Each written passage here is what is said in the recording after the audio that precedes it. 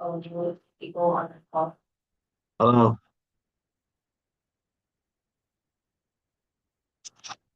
Oh, boy. I just saw your face. Yeah. Hello.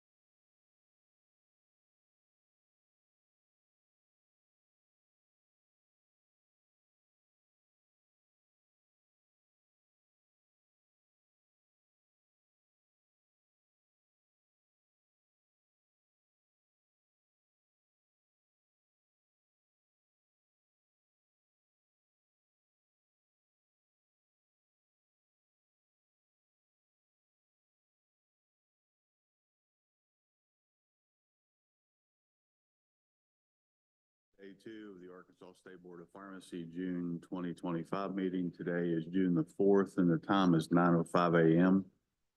I'd like to do roll call to establish a quorum.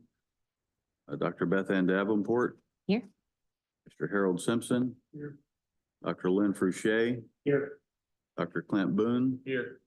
Dr. Lenore Newsom. Here. Dr. Brian Jolly. Here. Dr. Debbie Mack. Here. And myself, Rodney Richmond. Also like to acknowledge board staff, Dr. Kirtley and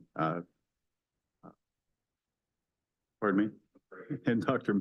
McCready, Director and Deputy Director. I'd like to acknowledge Council Ashley Vales, Board Inspectors, Dr. Lindsay Tankersley and Dr. Brandon Holland. And Madam Court Reporter, thank you for being here. I'll turn this over to the Honorable Charlie Moulton, who's a hearing officer for today. Thank you, Mr. Chairman. This matter is before the Arkansas State Board of Pharmacy in the matter of Laura Harris, PD 11323. Case number is 2025-012. And before we gravitate into the actual hearing itself, I will ask everyone or remind everyone to make certain that their phones are turned on silent. And that involves the folks that just came in on the back. Would you folks be so kind as to make certain that your phones that you have are turned on silent? And in terms of phones as well, a couple of weeks ago, board, I attended an AGCLE. And one of the topics was board members and commission members using their phones to do research during a hearing. There was a case, I'm not going to mention the board or commission, that got overturned by circuit court because that happened. So the last few hearings I've been doing, I've just been reminding all board members and commission members, just make certain that you don't use your phones. Pretend that they don't exist, because it can create problems. All right, with that, would council be so kind as to identify themselves for the record?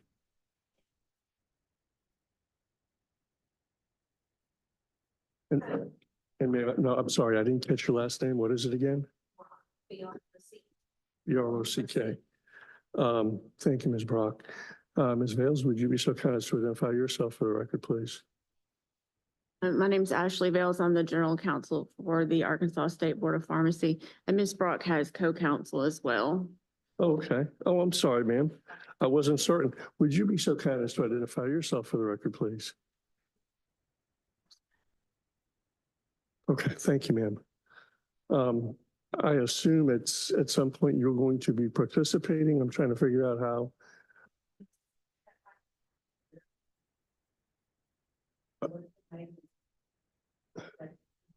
All right.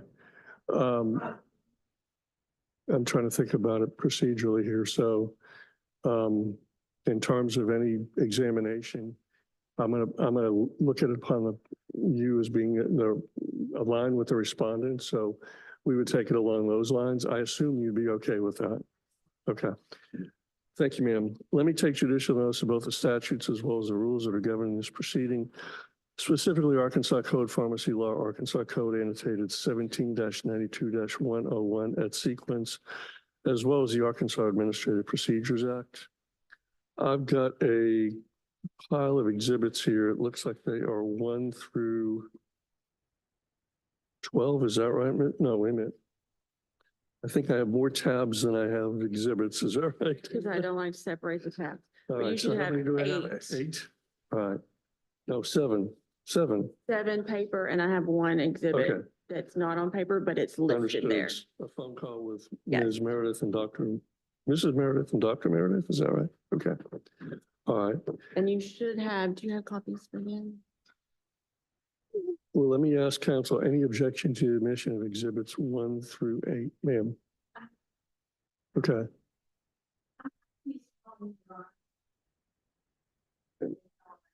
That's fine. People, my technical job is an administrative law judge, so I'm used to that response. So yeah, that's fine. Yes, but do you think?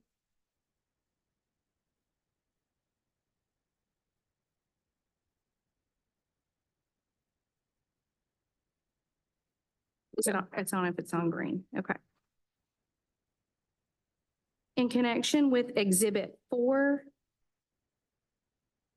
and Exhibit 5, these exhibits are highlighted and have markings and handwritten notations that are not actually part of that pharmacy record. That is the patient profile, and I believe it's called the patient profile extended, which would address the prescriptions and refills, things of that nature.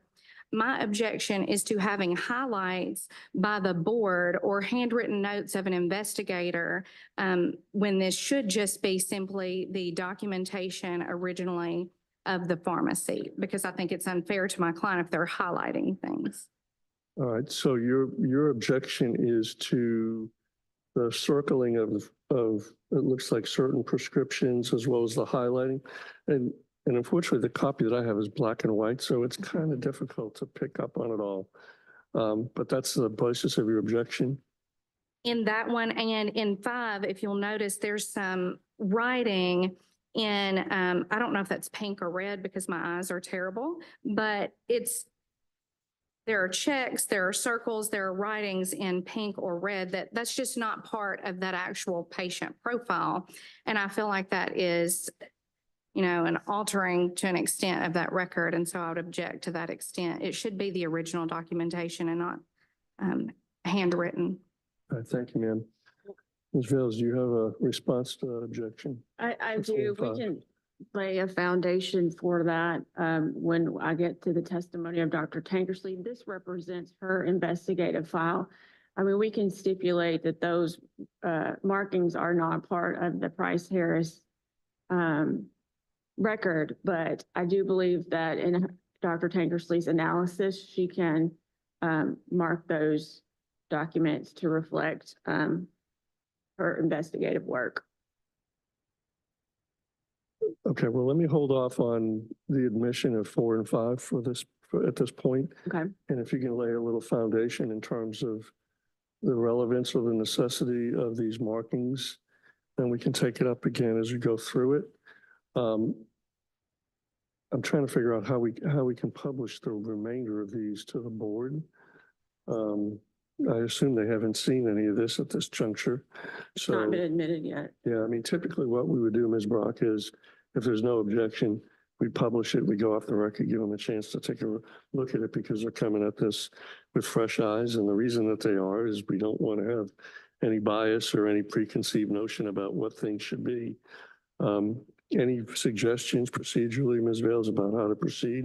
Do we hold off on just publishing the whole packet or? I think that would put us at a detriment for the board members to understand the the case. Okay, I don't disagree with that. I mean, mean, maybe take- take it up contemporaneously with, if I could allow for a foundation for those markings. Yeah, let's go ahead and do this. I'll go ahead and admit without objection, exhibits 1, 2, 3, 6, 7, and 8. Those are part of the record. We will hold off on the admission of 4 and 5. And if there's any way that you can pull the 4 and 5 out of the packet so we can provide that to the board, that would be, I assume, most appreciated by the board. Ms. Brock, do you have your own exhibits? I do, but Your Honor, I was not finished with my Okay, I'm objection. I so sorry. apologize. I was trying- apologize. I was trying to just go one at a time. Okay, The only other objection to the admission of the evidence relates to item number 7, which is not in the paper packet. It relates to the phone call. And the objection is, or I apologize, number 8. In this phone call, there is no objection to the conversation between the investigator and Dr. Meredith, but the introductory part of that with his wife, who is not a witness and has no knowledge of this case, it's highly prejudicial to my client and should not be included in any way in this. okay, so I am looking at an affidavit of James Meredith. Am I on the same page with you? No, that, she's talking about the phone. I'm call. referencing number 8, which is, right. I apologize, I corrected that. Number 8 is the phone call, which Oh. is not in there's not a transcript of it or anything. All right, go ahead. I'm sorry. Okay, in this phone call, when the investigator, I'm sorry, I use inspector and investigator interchangeably, and I don't mean to, but the investigator made a phone call. And on that phone call, she does eventually begin a conversation and have a conference over the phone with Dr. Meredith. There is no objection to that. There is an objection to the introductory portion with his wife, Mrs. Meredith, who has no knowledge of this case. And there are some things said that are very prejudicial because she doesn't know anything about this. And that should never be used against my client. There's no foundation that she has any knowledge about this case or even what it was related to. And I'm not even going to wait for a response from you, Ms. Vales, because I can't make a decision. I haven't heard it. I have no idea what it's about. So to make a ruling in the abstract would be completely improper. Why don't we do this? I'm going to redact, in terms of the admission of all the exhibits, okay? And we'll just take them in one by one. And Ms. Vales, I know it's going to be laborious, but if we can go ahead and lay a foundation for each one, Okay. I think it would be beneficial for both parties in terms of the record that's going to be made. So as it stands right now, there are no exhibits that are admitted into the record. Ms. Brock, do you have any records yourself that you would like to commit the board to review? I do. Okay. And also, I guess I would like to ask procedurally, I know we're already talking about the admission of evidence.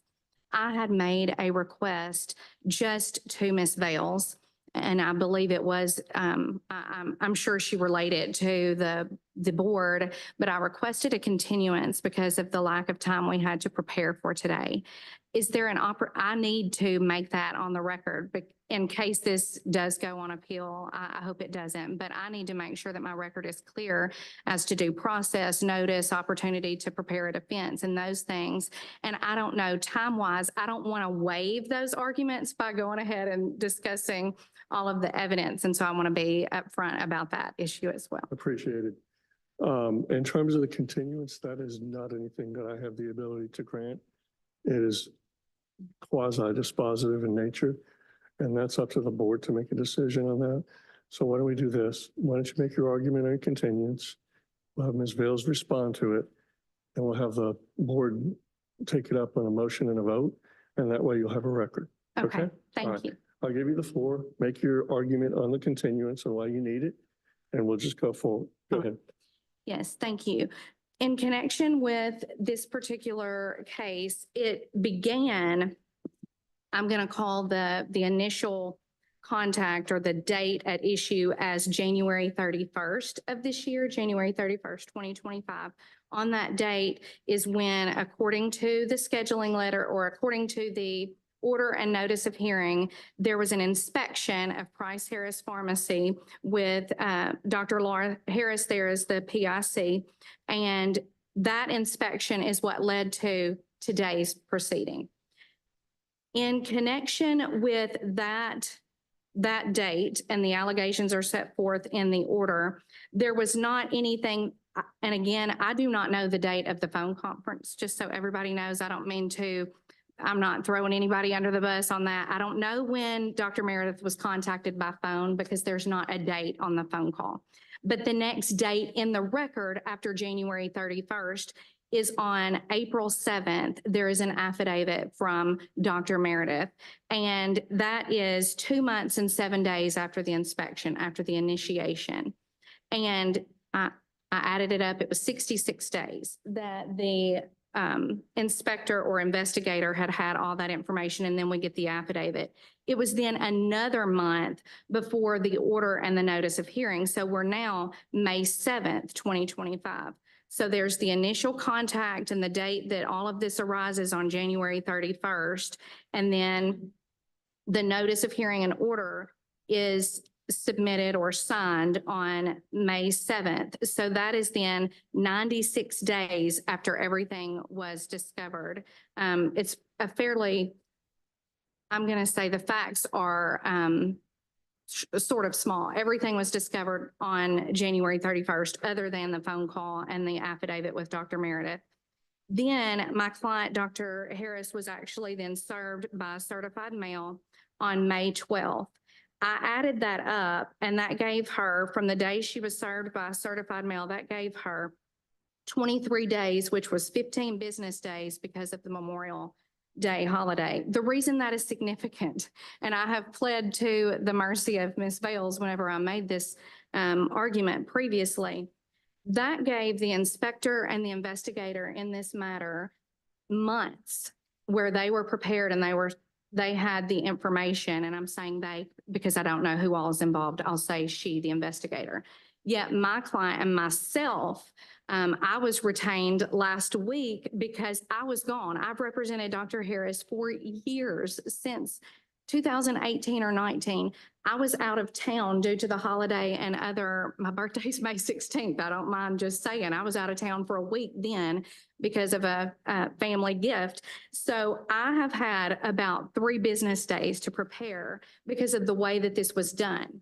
It's significant because in this particular allegation and charge against my client, it appears from the charge that there is an attempt to completely take away my client's license, although I have some arguments about that, but it looks as though this is an attempt to take her license to practice pharmacy. To give her 23 days, 15 business days, me three business days to prepare when the board or the investigator had 100 and something days before that just isn't fair. And it's substantial. I've been rushing around trying to go through things and pick out, and I'm sure all of you can imagine the work that goes into that. And I do believe that under her constitutional rights to due process, and I'm very aware of the 10-day notice of hearing, but in this situation, when it's a drastic remedy sought and the allegations are severe, not to allow her or her counsel time to prepare it's very harmful and it's very prejudicial. When I tell you I've had no sleep, I've had no sleep since Friday because I was told that we could not get a continuance. That doesn't seem fair. And I understand I'm going to go ahead and predict what the argument is on the other side because Ms. Bales, she has been very kind, very gracious. We get along. I appreciate her and helping me and instructing me on how to find YouTube videos and how to prepare the best that I could today. But when I discussed this with her, there was the mention or the inference that because of the danger to the public, that this should not be continued. It needed to be dealt with now. I would just put forth to the board, if it was that much of a danger, they would not have sat on it from January to May. That's a long time then to say, no, it's too dangerous for you to have time. We had time. but you don't get it. Again, this is not directed as an attack against her. She's been very gracious, but under due process, it's supposed to be fair. You get equal protection under the law. We've got two parties here. One party had 100 and something days to prepare. One, her lawyer had about 3 business days to prepare, but one had a very short time. Even if you deem her as being served on May 7th, she still had less than a month.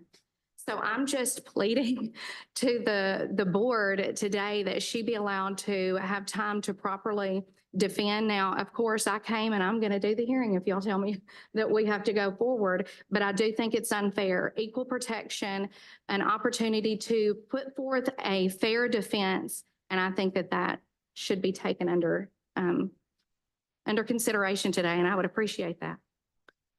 Thank you, ma'am. Do you have a suggestion about how much additional time you need? I would say just until the next hearing. I don't know when that is, and it was my understanding from Ms. Fales that the board meets maybe 3-4 times a year. I don't know. So I asked, I was like, I'll be there next month if we can do it. You know, I would love to have 30 days to prepare because I think that is fair. I'm not saying it has to be 100 and something, but it doesn't necessarily have to be the same amount of time that they had. I think that would be fair, but Okay. definitely 30 days. Thank you, ma'am. Ma'am, do you want to chime in on any of this or? We'll wait for Okay, that. thank you, ma'am. Ms. Vales? Yeah, so I understand where Ms. Brock is coming from. We have talked about this situation. Generally, we don't advise people when they're under investigation by our investigators. We don't have an obligation under the statute rules to do that. If you know Dr. Tankersley or any of our investigators, you know they work on multiple things at one time, inspections every day. We didn't sit down and work on this every day of those days. The statute requires I give 10 days notice. I did that here. Dr. Tankersley, if we get there, will testify that she made Dr. Harris aware of the gravity of the situation before she left that inspection. The facts, before we have hearings, we don't convene the board, obviously, to discuss continuances. I have a lot of attorneys that ask me for continuances. I bring those to Dr. Kirtley as the executive director. And he and I talked about it. We didn't say that she couldn't have a continuance. We were concerned about her continued practice pending what could be into next year before we could get her back in here. So we said, well, you can have a continuance if you agree not to practice in the interim. I understand that's a big ask. But we weren't aware, and I guess Ms. Brock wasn't aware till last Thursday, that she was going to be involved in this case. That's a little bit on Dr. Harris for waiting till the last minute to reach out to an attorney, and put her in this situation. We are prepared to go forward today. We, as I said, have no obligation to notify anyone that they're under investigation for this kind of issue that arises from a inspection. And she was served within the statutory guidelines, and we're prepared to go forward today. My concern is if we continue it, I don't know, we've already talked about our next board meeting is in October. I can't guarantee there would be time for us to get her on, since that schedule is going to be jammed packed. That puts us into February of next year. And Dr. Kirtley and I's concern was, we know something has gone wrong in this pharmacy with this pharmacist. We weren't comfortable leaving her in practice and giving her a continuance and leaving her in practice for that long of a period. So for that reason, Dr. Kirtley, and I made that offer to Dr. Harris through her attorney, and she said, no, we wanted to go forward. The continuance request was not necessarily the initial continuance request was because Ms. Brock had to prepare for another case, which I understand that too. But that's part of the reason that we decided what we did on the continuance request. So I would object to continuing in this matter since we're convened here today and the board is ready to go forward. Thank you, Ms. Vales. Ms. Brock, it's your motion, so you get the last shot. Yes, thank you. In connection with that, I do want to clarify that Dr. Harris did not wait until Thursday to reach out to me. She had contacted me on my cell phone previously, and I was out of town. And that Thursday was as soon as I could get her into the office for an appointment because of my schedule. And I do have a full-blown trial tomorrow out of town, and another one out of town, which is another reason that this has been a nightmare. I'm trying not to put this off on me, but I will completely say that was part of the basis whenever I talked to Miss Vales, because I have another big trial tomorrow. This is just so significant to Dr. Harris that she have a proper defense, especially when the request is so drastic. And I just submit to the board, if they were concerned about her practicing, they wouldn't have waited from January to May and then have a June hearing. I will throw out there that and I'm not gonna, I know we can't address it right now, but the allegations and the charges do not really mesh, because the only charge for revocation in the actual order served on her is for the pharmacy and not for a pharmacist. So that is another issue that relates to a constitutional argument on due process. But we're in June after they discovered this in January, and then to wait and notify her later in May and not give her an opportunity to prepare a defense on something so significant. I'm pleading with the board to give her more time, and I appreciate you guys. Thank you, Ms. Brock. Mr. Chairman, board members, this is a decision that I cannot make. It's one that you have to make.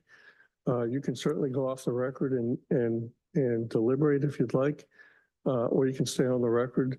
What's the prerogative of the board on this? Would you like to go off the record and have discussion?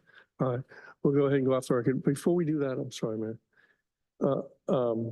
If you would like to ask questions of counsel, or I suppose if you want to ask a question of Dr. Harris, I could go ahead and swear her in at this point. I'm going to eventually, if we have a hearing, swear her in anyway. But if you'd like to ask questions, you can't do that off the record. We'd have to go back on the record, just a reminder.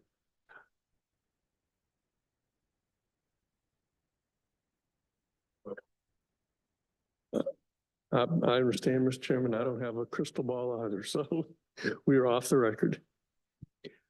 I have a question. I have a question of counsel, which maybe we need to be on the record. I'm sorry. I'm so sorry. Okay. Miranda.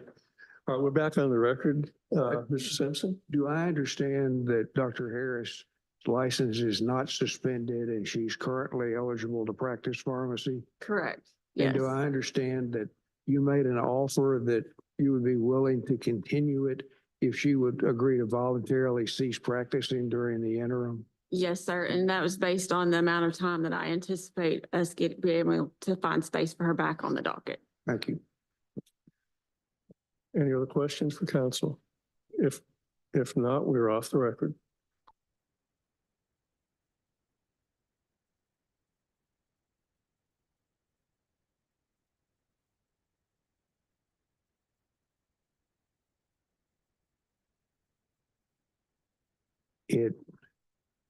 It seems to me that Dr. Harris has a choice. Frankly, if there's been any problem with the way this matter's been handled, is that this wasn't presented for emergency suspension. I mean, and looking at the order, let's see, we get the order and notice of hearing. These are serious allegations.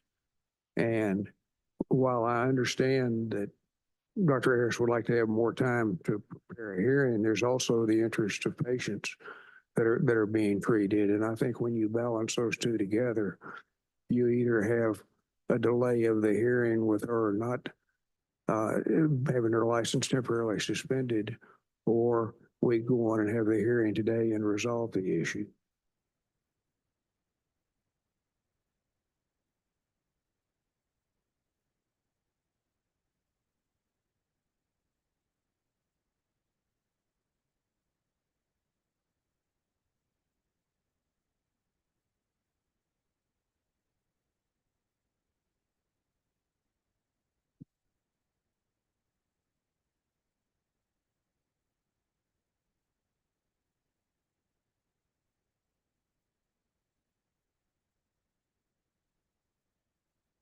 Thought I turned it on. On one hand, the issues that are involved in the case, if they had required immediate attention, then it may have been that their request for emergency suspension at that time. That has not been done, so I don't know if that reflects on the emergency nature of the case or not. I think in my mind, it tends to suggest that it's not of an urgent matter. If I were sitting in that seat, personally, I would want to have ample time to go through the due process and be able to mount a defense. While the issues may have been going back and forth for a period of time, that not having been formally notified until about a month ago would seem like a short period of time.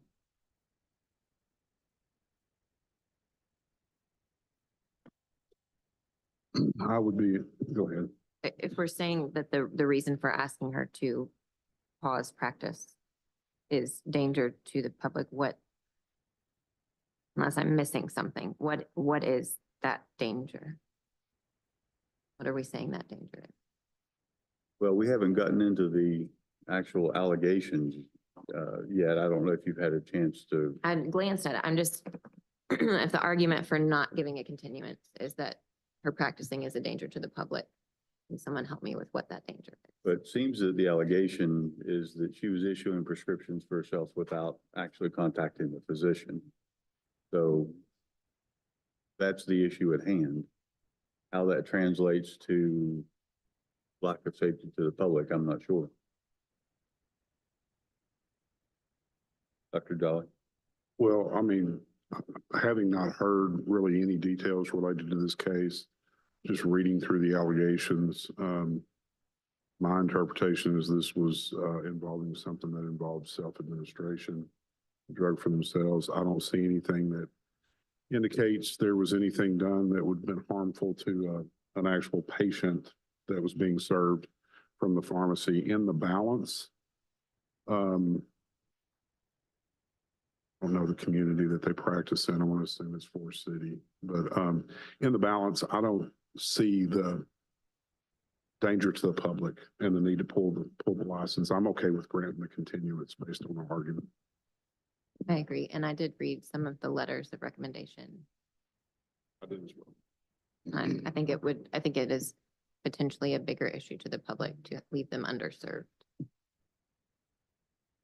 will say the only concern I have is a precedent for continuance requests. I do want to put that out there that I do have concerns that every hearing is going to be a continuance request, and I don't want to. I'm making my decision based on what was presented and the amount of time that was given for this particular case. I'm not saying. I'm not agreeing necessarily with the argument that the Board of Pharmacy had it for 100 days and they only had it for, 30 days or 20 days or 10 days. I'm saying based on the circumstances, 3 days, I would be okay with it for this particular argument. There would have been more time. That may not be my opinion. I'll have time to look at all this already. I hadn't even Well, read the thing. I was trying not to look at any exhibits that might be in question. I was just looking at letters of references in the order of notice of hearing. That's the only thing I looked at. I have another question for council, if we can go back on the record. Sure thing. Ms. Bales, will you explain to us what the time limit under our rules or the statutory procedure is? With regard to notice, Yes, what notice of the hearing, what that rule is? it's 10 days. I have to provide 10 days. And I think in this case, I did a little bit more than that, but it's 10 days. Is there any dispute that she received notice at least 10 days in advance of today? I don't believe so. I have a green card where she signed for the order and notice of hearing on May 12th. Did we have some evidence that she had received the notice more than 10 I days? don't think that's in dispute, but yes, I have evidence of that. And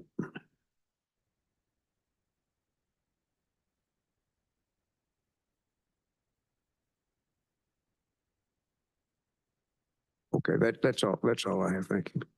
All right, we're back off the record. So additional comments, we have a couple of comments leaning in one direction. Are there others? I would say grant the continuance. Okay. I don't know if anybody else is on Dr. the same Boucher? page. I have the same concern about setting a precedent Mhm. for it. I think you're always gonna have an instance where the board has more time potentially to prepare, just based on the fact that that's not the only thing they're working on. And so if you count the number of days, there's potentially you're always gonna have more days through an inspection. So I have some issue with setting a precedent, saying we're gonna do this every time. I think given this case, I'd be okay granting a continuance. Can we make a specification that it is specific to no evidence of harm to the public and that it could be harmful to the public to underserved? Can that be like a clear marker for this? So could you restate that? So if we're concerned about setting a precedent, can we make sure that we put something in the record or whatever to clarify the reasoning behind this continuance is an exception based on, maybe we don't even have to put based on, I don't know the legal ramifications of that, but can we do something to protect against that precedent? We could, but I would think that the litmus test is there isn't one. You know, I mean, it boils down to circumstantial. I mean, does it feel like that you were given adequate time to mount a defense? And this seems like a very short window. So I think that every situation will always be different. And so every situation will always be protected.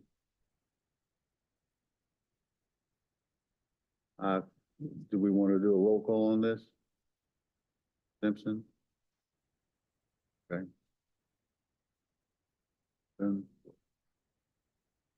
Okay, I think we can go back on the record and make a motion. Okay. All right, we're back on the record. I believe the board may have reached a decision on Ms. Brock's request for a continuance. Mr. Chairman? Based on our conversation that we've had off the record, does someone want to make a motion on that? I can make it. Yes, thank you.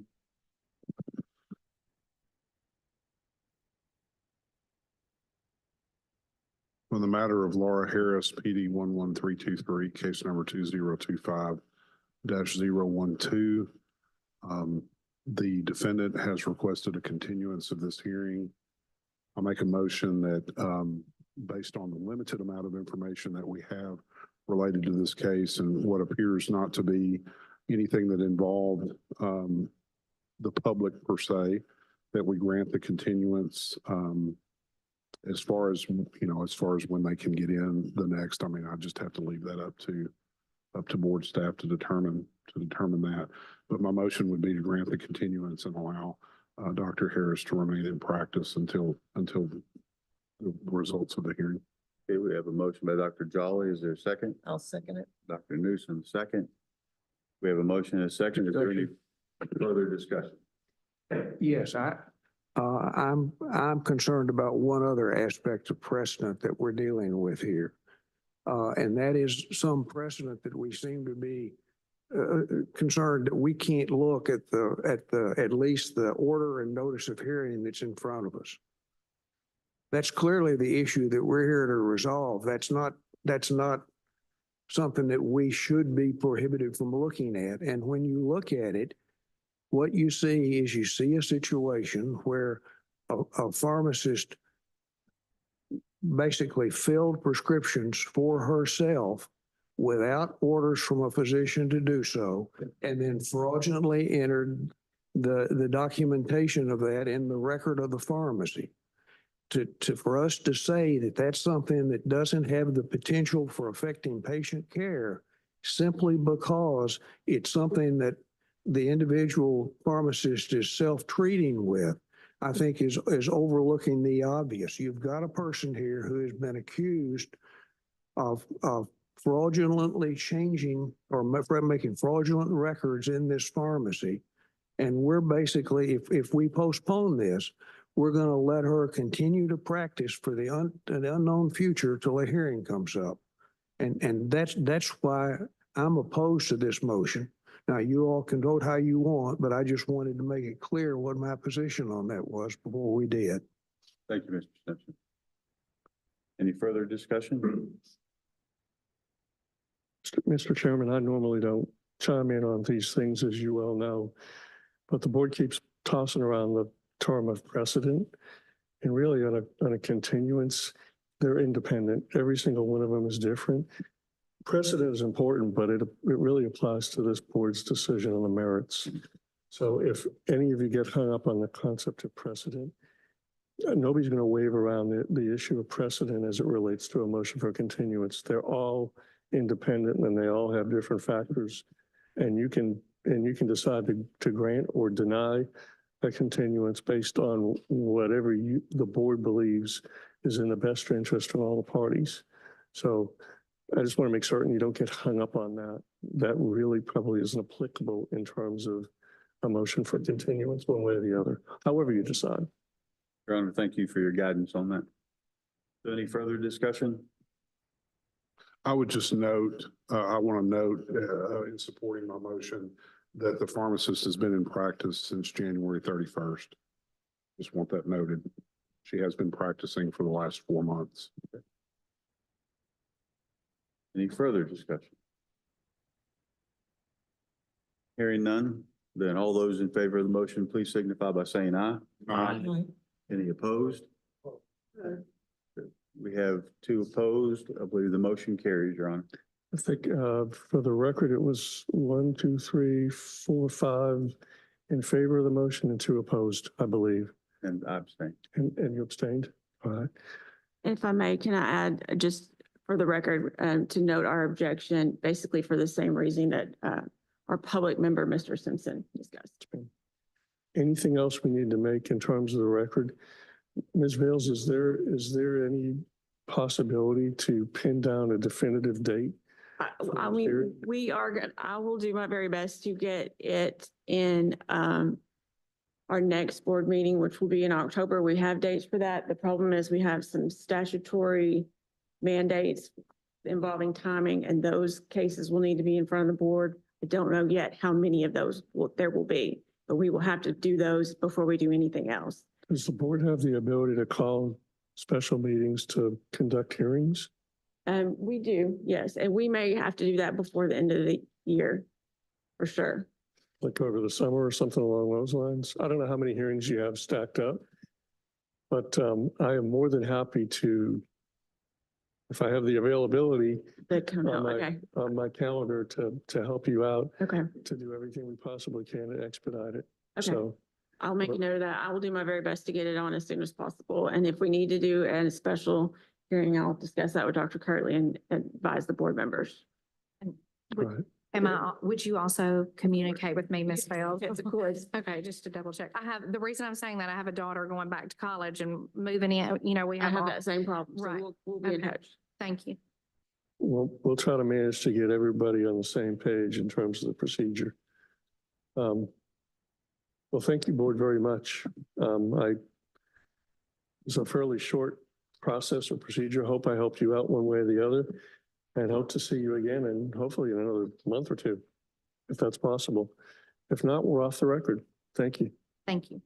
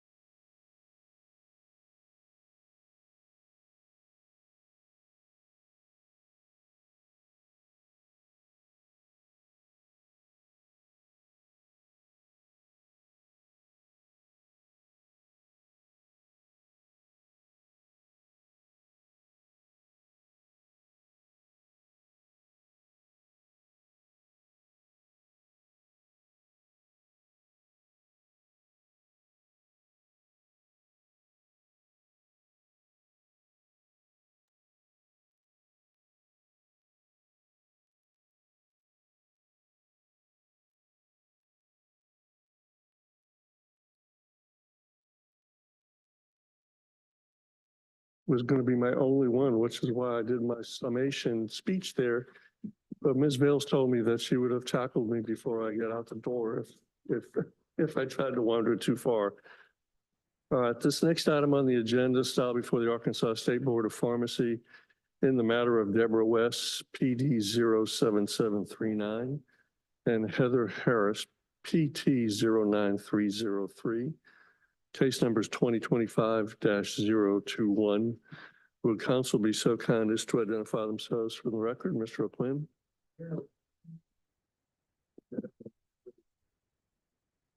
Thank you, Mr. O'Quinn. Ms. Bales? Ashley Vales, the General Counsel for the Arkansas State Board of Pharmacy. All right, thank you. Let me take judicial notice of both the statutes as well as the rules that are governing this proceeding, specifically Arkansas Pharmacy Law, Arkansas Code Annotated, Section 17-92-101 at sequence, as well as the Arkansas Administrative Procedures Act. I have a packet here. It consists of 13 exhibits. They are staff's exhibits. Do you have any objection to the admission of exhibits 1 through 13, Mr. O'Quinn? All right, thank you very much. Without objection, staff's exhibits 1 through 13 are admitted. Mr. O'Quinn, any exhibits of your own, sir? Do you have any exhibits of your own?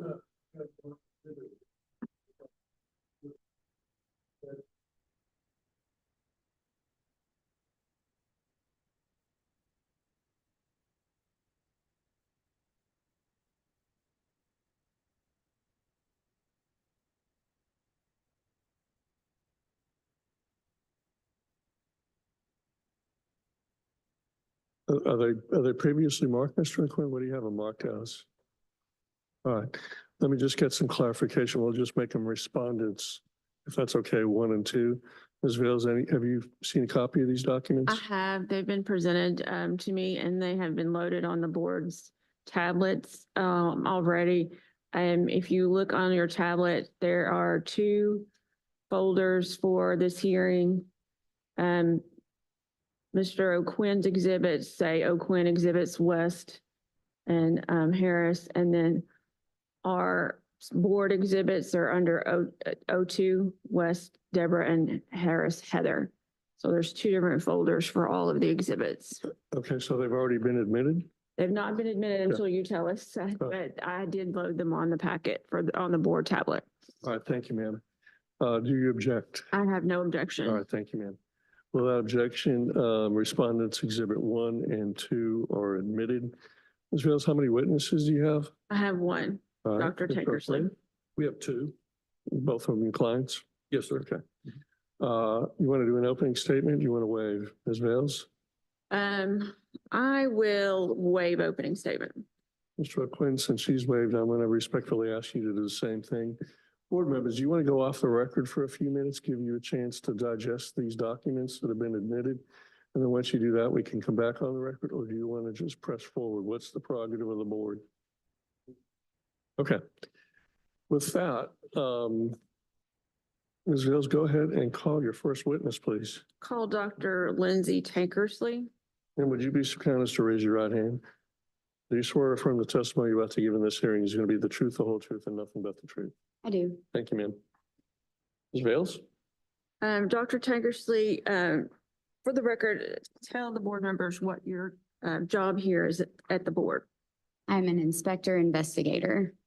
And as part of your role as an inspector, do you also handle public complaints? I do. I also handle complaints that are received by the board from the public. And in this matter, did you receive a complaint regarding this prescription filled by Dr. West and Technician Harris? I did.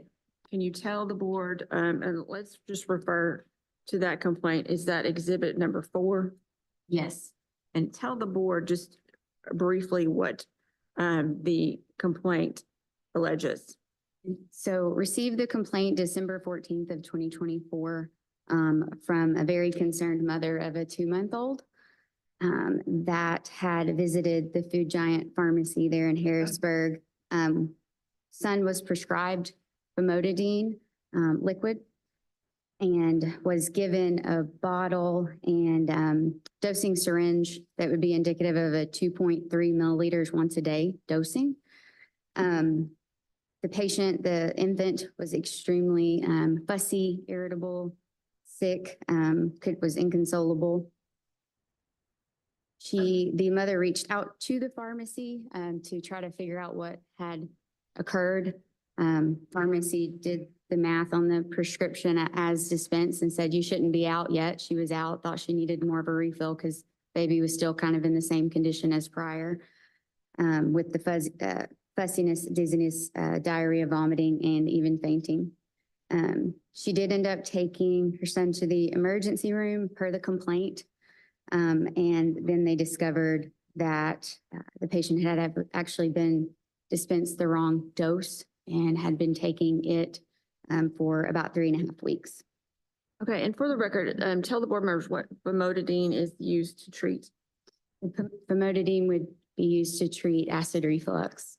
Okay, and let me refer your attention to exhibit number 5. Tell the board members what exhibit number 5 is. So exhibit number 5 would be the bottle that was dispensed to the mother for the 2-month-old. It would be the famotidine 40 milligram per 5 mil reconstituted suspension for oral ingestion by the child.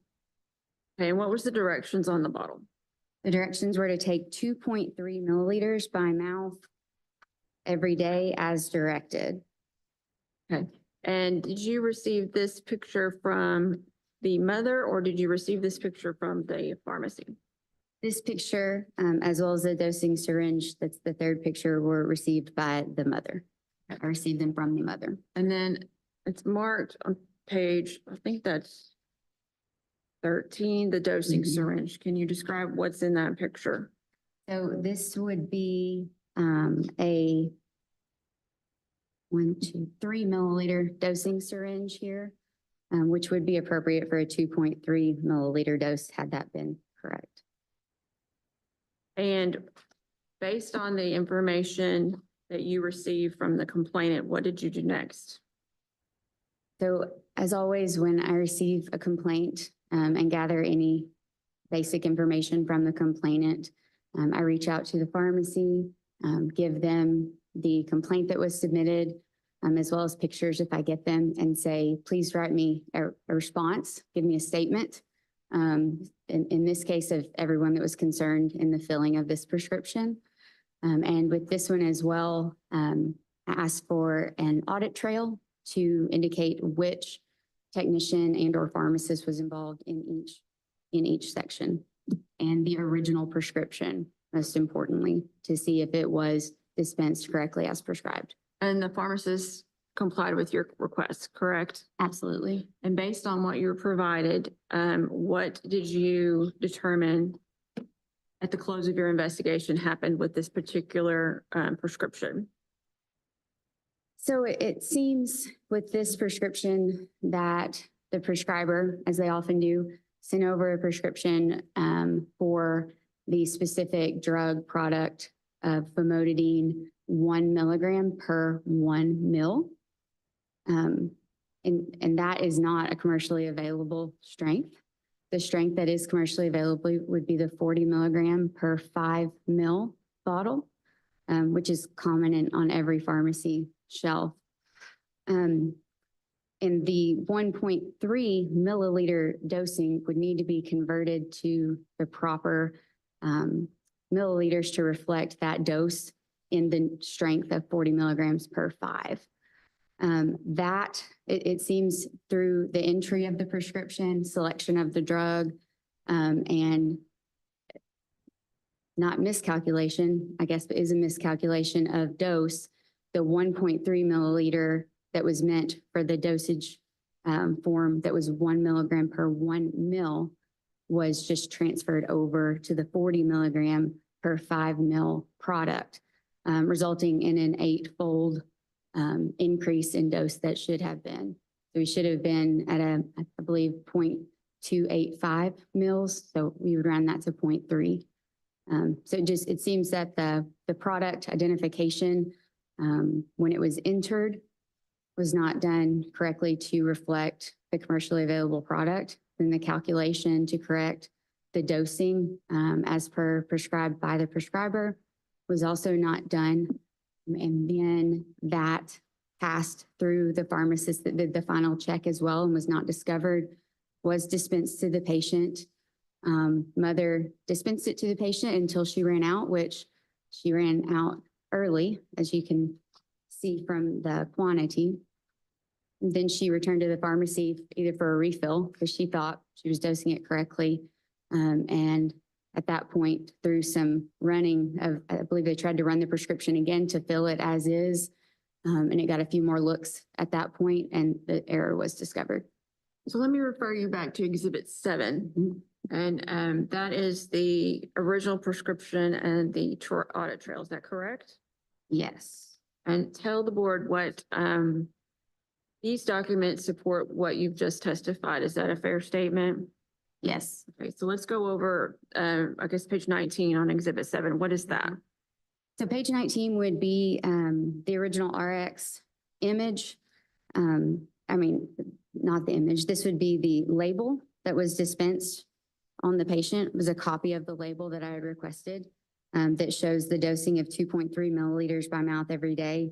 And then under that, that would be of the famotidine 40 milligram per 5 mil suspension.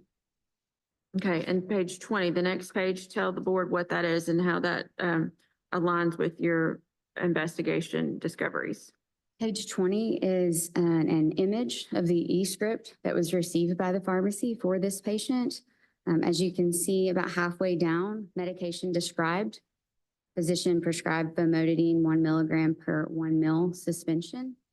And then the directions to take 2.3 milliliters by mouth 1 time a day for the quantity of 69 milliliters. And then anything in addition to page 21 and 22 that you want to add? So 21 and 22 are fairly small, but they are images from the computer software that show how this e-script was processed. So the correct product that is commercially available, which is the 40 milligram per 5 mil, was selected as the product to be filled for the patient, but the dose conversion was not completed. All right, and that Exhibit 8, does that show the corrected prescription? It does. As soon as the pharmacy realized it, they did correct the issue. Okay, and now let's look at some of the statements that you received. Exhibit 9, tell the board what that document is. Exhibit 9 is a statement from the PIC, Natalie Bari, which is basically a rundown of start to finish what happened as far as she could tell from her side of it. And based on your review of Dr. Bari's statement, is there anything in there that conflicts with the findings you had in your investigation, or is that an accurate portrayal of what happened here? It seems to be an accurate portrayal. Okay, and Dr. Bari was not present at the time of this prescription being filled, correct? She was not. Okay, and Exhibit 10 is statement from Dr. West, is that? Yes. And is there anything in that statement that is incongruent with your investigation findings? There is nothing that was incongruent of my findings. All right, anything else with regard to the statements? Anything in those statements from any of the participants in this investigation that you found had any errors or any discrepancies based on what you discovered in your investigation? No. And what did the pharmacy do? And I know, and we have it here, and I think it's Exhibit 6. The patient's mother was upset and put all this on Facebook, correct? Yes, she did. Did that play any role in your decision about whether to pursue this or not? Absolutely not. As you can see, if I had used it, I would have just used the photos from that Facebook post. But I requested images directly from the source. Had no bearing on my investigation at all. I know the pharmacy did take it seriously though. And Exhibit 13 are letters that the pharmacy wrote to the patient's mother and prescriber, correct? Yes. Okay. And basically with this, would you consider that, I mean, I know you can't overdose on famotidine, but this is far greater than what this baby should have received, correct? It is. It's, as I said, an 8-fold dose. Would you consider that to be an adult dosing, 8-fold?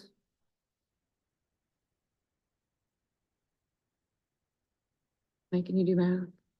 Sorry. Well, an adult would say take a 20 milligram capsule. The child with the 1 milligram per 1 mil dosing would receive a 1.3. This 2-month infant.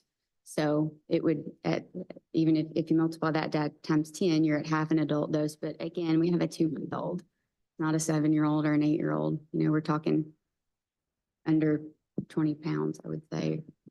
And so the patient's mother did complain that the baby remained fussy and had some side effects, all but fainted. Is that your understanding of what she described to the board? Yes, and although to overdose on famotidine is not a possibility, the side effects of an 8-fold dose would reflect what the mother,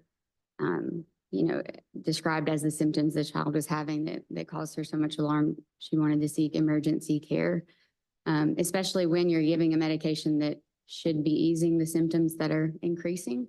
Can be quite confusing for a parent in that situation. Anything else you want to add regarding your investigation that we have not already talked about?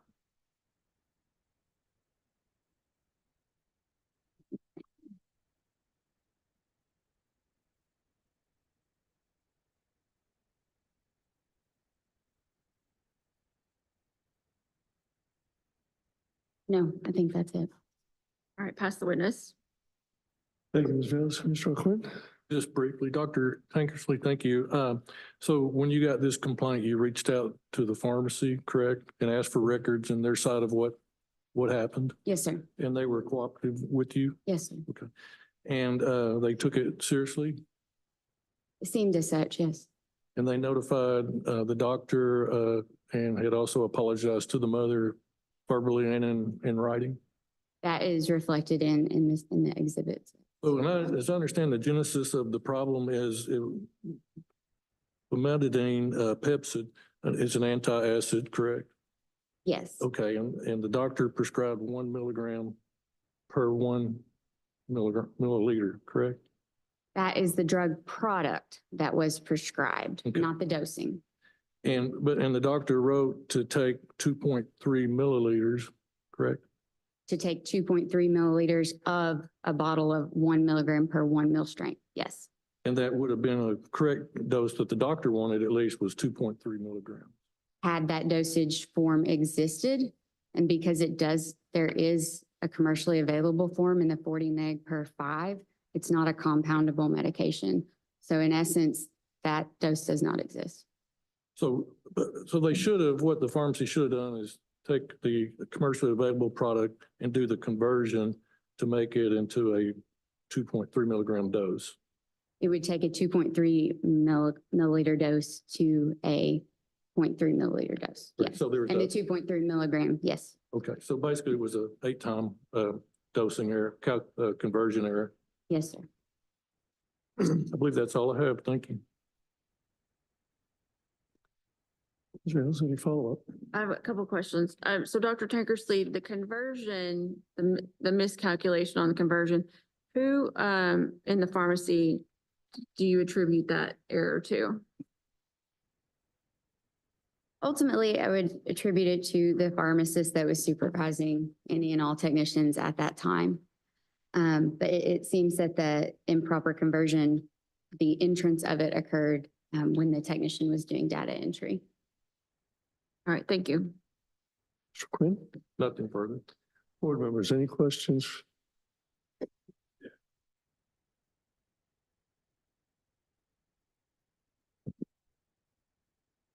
we have an interpretation error, interpreting the prescription that resulted in a miscalculation. One question I would have, did you see any evidence, and some of the records are very small, so it's hard to read. Does any of that include evidence of a drug utilization review that it would have generated any warnings to say, hey, this is a pediatric dose based on the age of the patient, and this is not appropriate? Was there any warning that would have been evidence there? And as you would suspect, we're talking about a 2-month-old too, which I know in my practice, if I saw a year of date of birth within the current year or even the prior year, I immediately went, that's how you do. If you look in Exhibit 9, which is actually Dr. Bari, the PIC's statement, she gives you a very much a play-by-play of what occurred. If you look at page 30, which would be the second page of Dr. Bari's letter, the mother comes back on 12/9 because she's run out of it and she thinks that she needs more, requests a refill. The second box there, it says data entry refill requested. If you look on the right, Heather Harris ran the prescription and in order to refill it. And then the analysis of that was another busy, chaotic Monday morning. RX rejects. Technician puts RX back on hold. I'm assuming it rejects simply because it is a refill too soon, because she should, if it had been dosed correctly, she would have had the proper day supply. Then again, later that afternoon, I think in an effort to still try to refill the prescription, we've got a mother trying to get it refilled. Lindsay Wright, another pharmacist, attempts to refill again, claim also rejects, goes to the drive-through to discuss that with the patient. And it would seem from her statement as well as the overall PIC statement that she discussed it being too soon to refill at that point, put it back on hold. Then 12/13, kind of have a replay of the same situation. Dr. Davis and technician Whitney Ham, they deal with the patient on the phone. They try to fill it again. And at this point, it does go through because the time period is proper for day supply, I believe. They fill it, and then the pharmacist, Dr. Davis, checks it. And then it stops to talk. This pharmacist recognizes the error when she's checking it, stops in checking it and goes to speak with Dr. Wright, the other pharmacist that was involved in the day of the fix. And then that pharmacist, Dr. Wright, cancels the RX, speaks to the patient's mother and attempts to correct it. So as far as DURs, I, just like you, can't read that Pioneer, I believe, printout to see if there was DUR rejection for that. But I do know that multiple rejection occurred due to something that was not looked into. And I would tend to agree that the assessment at the time of early refill should, that in and of itself is a DUR alert. So, but you didn't see evidence of DUR alert codes as part of the software. Look at this page. Recognizing that DUR is Yes, incumbent upon the pharmacist, not the pharmacy. yes. Trying to find that original script. Everybody's still blurry.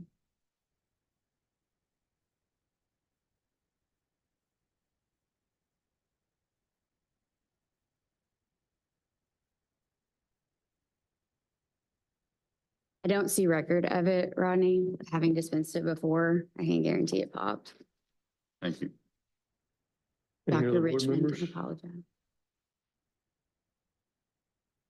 Not based on the questions from the board, any follow-up from council, Ms. Bales? None. Mr. Quinn? None. Thank you very much for your testimony, ma'am. Ms. Bales, do you rest? We rest. Mr. Quinn, first witness? I would call Heather Harris. Ms. Harris?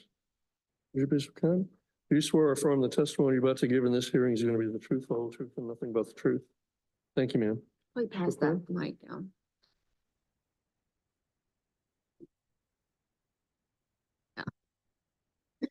Would you tell the board, your name and mailing address, please? Heather Harris, and it's 3603 Oakview Drive, Jonesboro, Arkansas. And you're a pharmacy technician, correct? Correct. And can you give the board a little bit of background on how you became a pharmacy technician and any certifications you may have? From a small town, our pharmacy is inside of a grocery store. Go to the grocery store daily, and the previous pharmacy that was in there, she hollered at me across the store and asked if I would like to come work there. I was previously working at a newspaper, and I was like, sure. So I worked there. I started in 2000. I worked there for 4 years and then became a technician. And then in 2009, I became a certified technician. And I love it. It's a small town. Everybody knows everybody. And they become family because, you watch their kids grow up and then their kids have kids, and I'm giving away my age, but it's okay.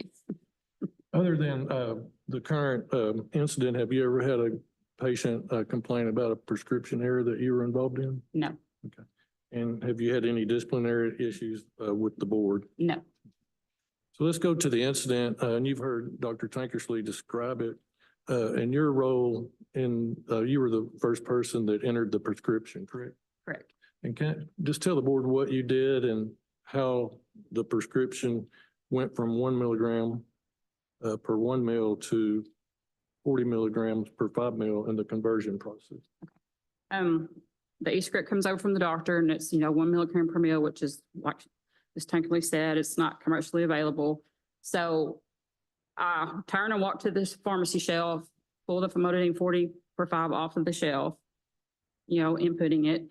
And I'm also a manager at the pharmacy, and so everyone comes to me for questions, and I'm sure that someone came to me with a question, I lost train of thought, I go back to the prescription, and I'm sure that I already thought that I did the conversions and everything, continue filling it, it goes through, and I just hand it over to my technician.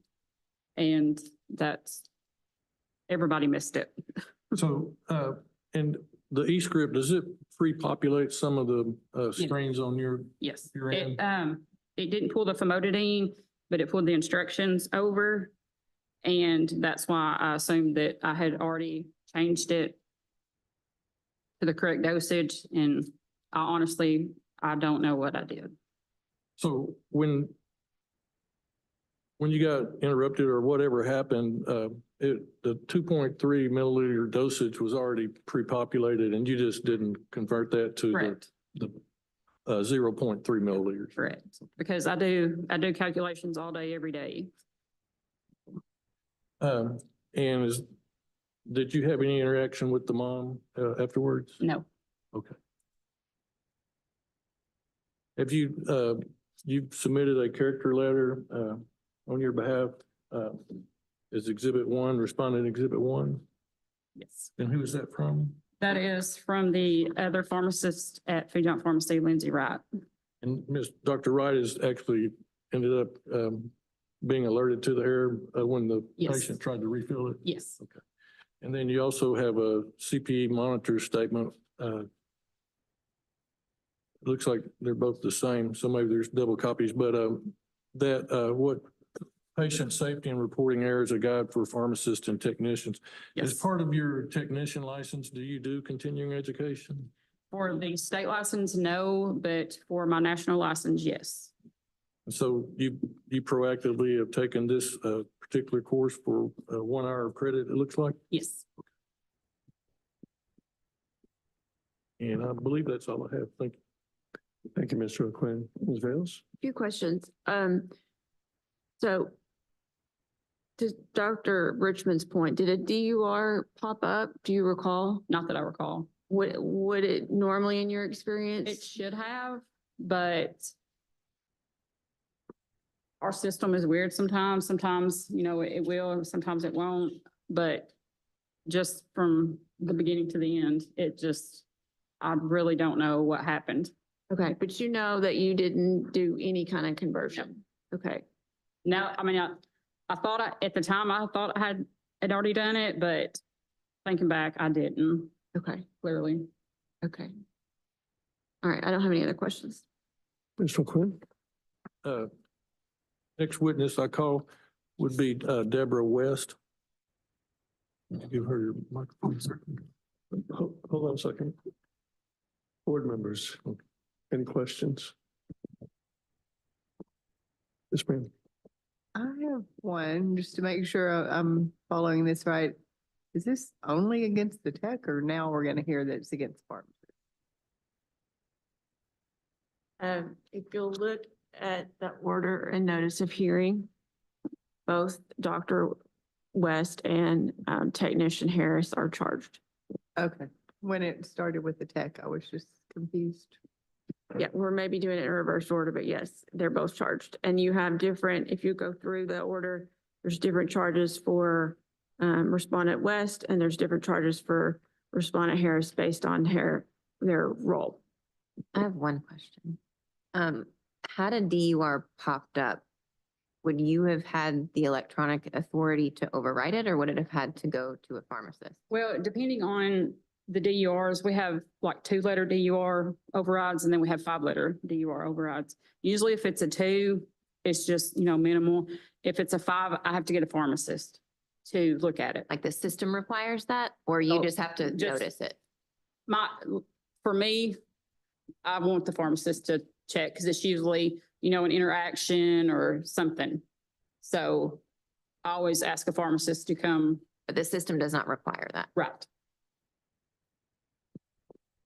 Any other, excuse me, any other questions from the board for the witness? Not follow up from council, Mr. Quinn? Quick one. Will you tell the board, after you figured out the error and how it occurred, what proactive measures you've taken to try to mitigate this happening in the future? After we discovered this error, I contacted our software provider and had him put like a hard stop on any like liquid prescription for infants. And basically what happens is I input the prescription and then it stops me. I have to turn it over to the pharmacist. The pharmacist, takes it and does all the calculations to make sure everything is correct. And then they're the only ones that can release the prescription to be filled. And this is after them inputting like weight-based dosage and all kinds of notes. And then they can override it. I can't override it. So we had that turned on. So it flags every liquid prescription for an infant. Thank you. That's all I have. Thank you, Mr. Quinn. Ms. Vance, do you have any questions? In terms of follow-up?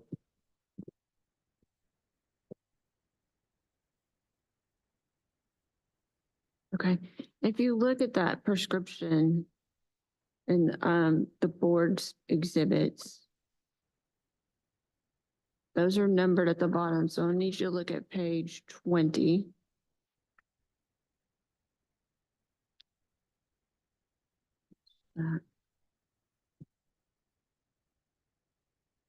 So you've got 69 milliliters as the quantity, correct?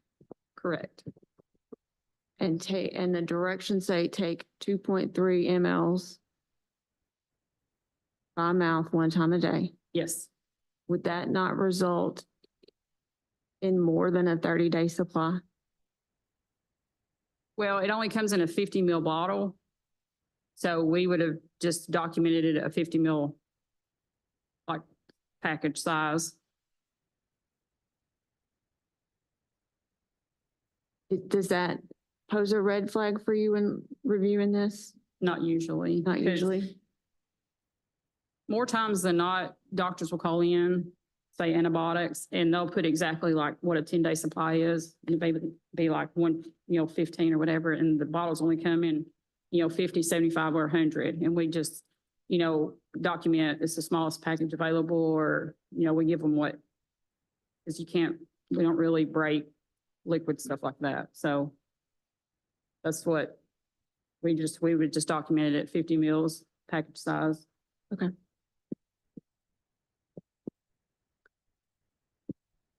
Mr. O'Quinn, anything? If not, your next witness? Called Deborah West. Ma'am? Yes, I'm sorry. Sure.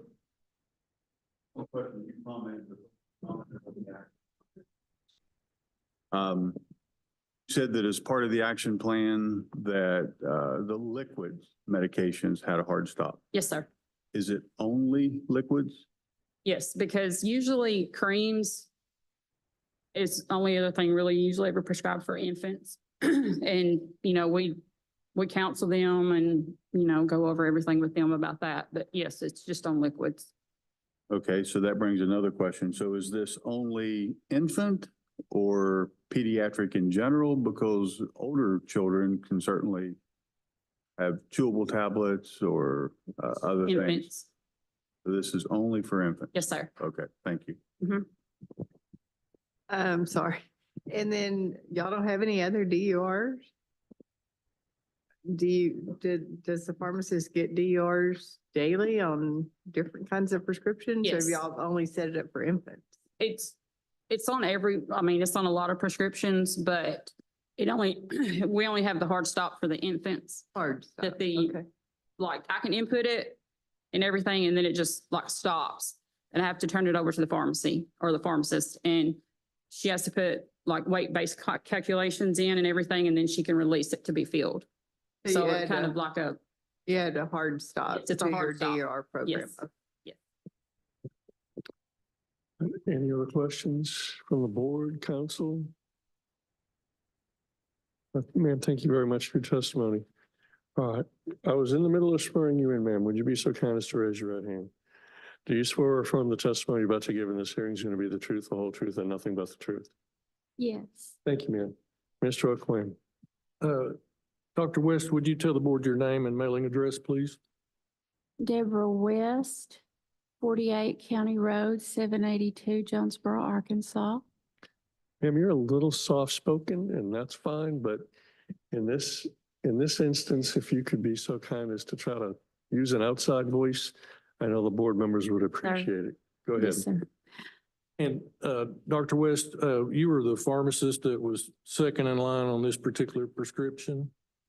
Yes. Okay. And so by the time you got the prescription, then Ms. Harris has already done what she's described that she did, correct? Yes. Okay. Pick it up from there and tell the board what you did and what responsibility you have for this particular prescription. With prescriptions that are sent to be verified, I would take the bottle out of the bag and compare it to the hard copy on the computer and the entry information and verify that everything is correct. Is what I would normally do. With this one, I think that I just overlooked that it was wrong, that it didn't have 40 milligrams per mil. I think I just missed that.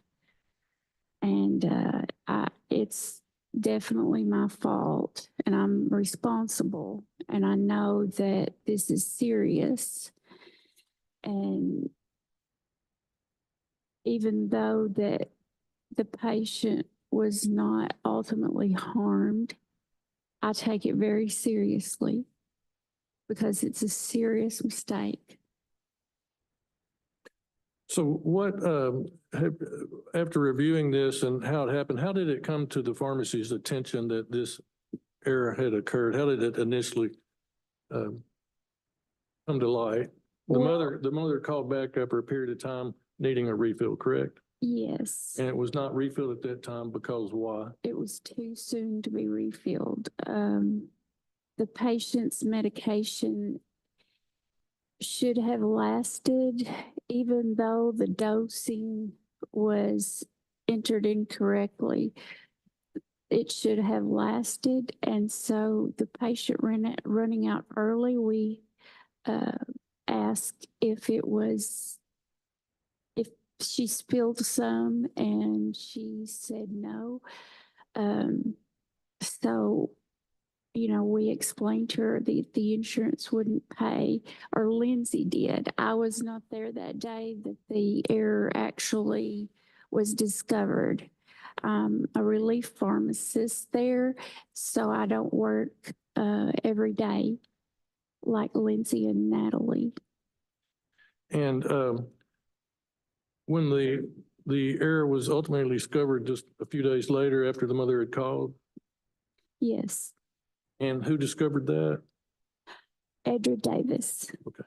He's another pharmacist? She is. Okay. Yes. And so what happened after the error was discovered? What did whoever was at the pharmacy do? Edra alerted Lindsay, and Lindsay talked with the patient, and she told the patient that it should last longer than that, that she had did the math calculations, and it should have lasted longer, and had asked if the patient spilled some. And the patient said no. And so Lindsay told her it would go through on the next day that we were open on Monday, the 13th. So she came and picked up the prescription then. And at that point, before the prescription was verified, Edra was alerted to the error, and she told Lindsay. But anyway, after Lindsay explained what had happened to the mom didn't seem totally upset at that point, but Lindsay apologized for us, for me, and for filling the prescription wrong. And, you know, we told her, or Lindsay told her exactly how she should take it and fill the prescription correctly. Did you also notify the doctor, or did Lindsay notify the doctor? Lindsay or Natalie sent a letter to the physician's office. Natalie's the pharmacist in charge? Yes. Okay. And so what have you done, if anything, to change your practices so that something like this is less likely to occur in the future? I notate calculations on all children up to the age of 5 is what I do. Other than that, when I see a prescription, I just use my background knowledge to determine if the dose that the doctor prescribes seemed high. Like, but we've changed. I realized what I did wrong, and I'm, looking into doing everything I can to make sure that never happens again.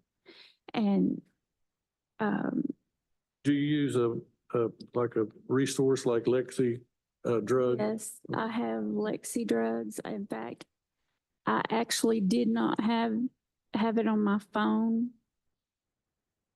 at the time, and I purchased the Lexi drug. That's a software. resource to help you check dosages and Yes. calculations. Mhm. And the reason you picked infants and up to 5 years old, that's your personal practice that you've changed, correct? That's correct. And then you heard Heather talk about the system-wide practice, the hard stop, Yes. that everybody. Yes, that was put into place by Heather. She called the software company. And it's the reason you picked infants and up to 5 years old is because a lot of times those dosages are weight and age based. Yes, Um, and they're much more serious, and they need to be more there's more looked at. some allegation, I may have gotten it wrong by the mother, that maybe you downplayed it and told her the dosage was correct and don't worry about it. Did that occur? Well, Lindsay's the one that was there and talked with her, and Lindsay never did that. She was just explaining to the patient that she had done the math and that that's the reason that it ran out early or that was why the insurance wasn't going to cover it. But the patient said that Lindsay told her to do the math, and that is incorrect. Although I'm sure the patient just was upset. And after this happened and the mother was notified of the error, did the mother continue filling this particular medication through the end of April? yes, she did. And so you've gone and done some proactive continuing education too. I've submitted that as a respondent exhibit 2. And can you tell the board what you've done to help better educate yourself and change practices? I did 10 hours of CE credit, and I did it on patient safety. This particular one here is errors in community pharmacy, the medication safety, practical approaches to preventing medication errors. And I've also completed errors in health system pharmacy and errors in older adults.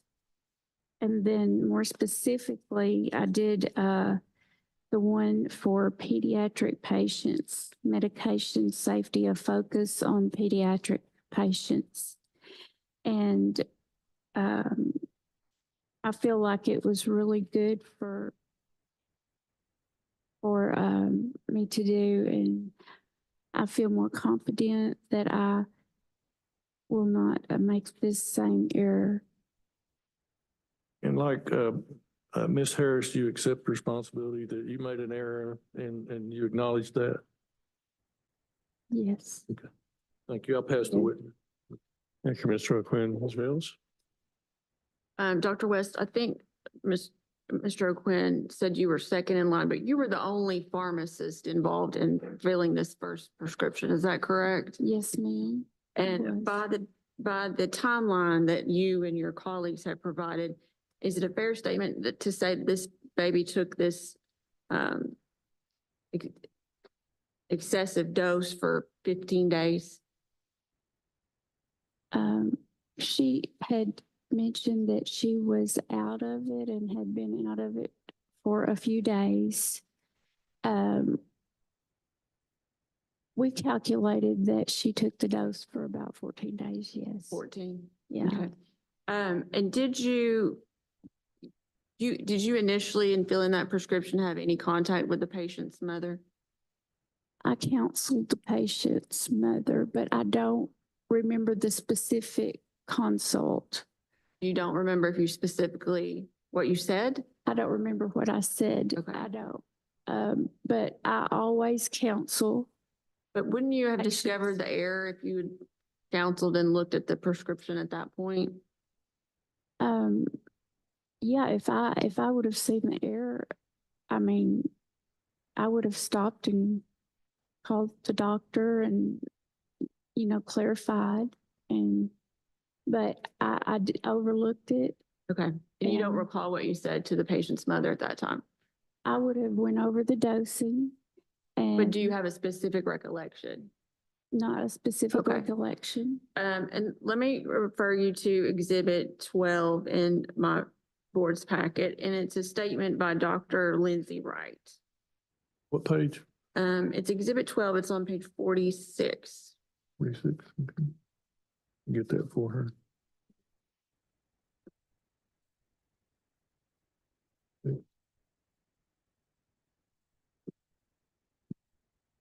There you go.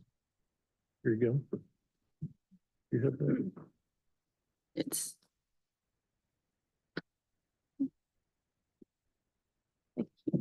Okay, and that is a statement by Dr. Wright, is that correct?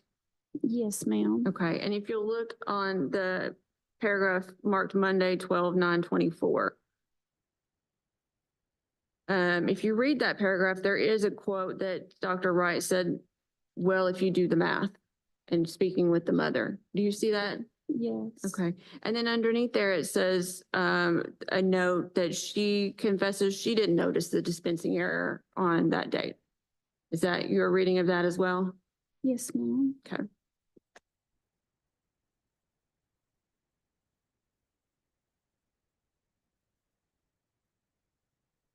Okay, that's all I have for this witness. Thank you, Ms. Vales. Mr. Quinn, any follow-up? No, sir. Board members, any questions?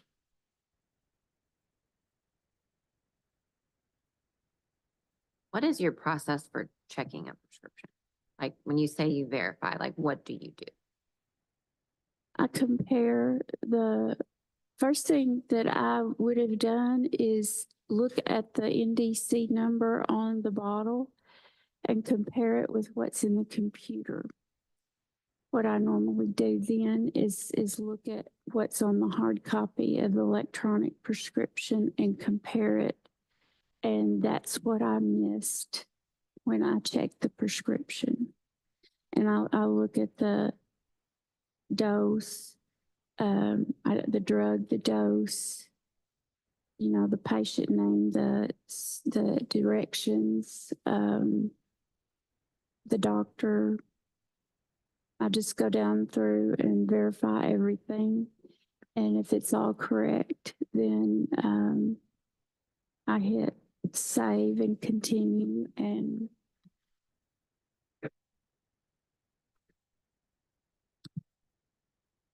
Any other board members? Question. Well, can I ask the technician said something I can't ask her right now? Sure, they've both been sworn in. So Okay.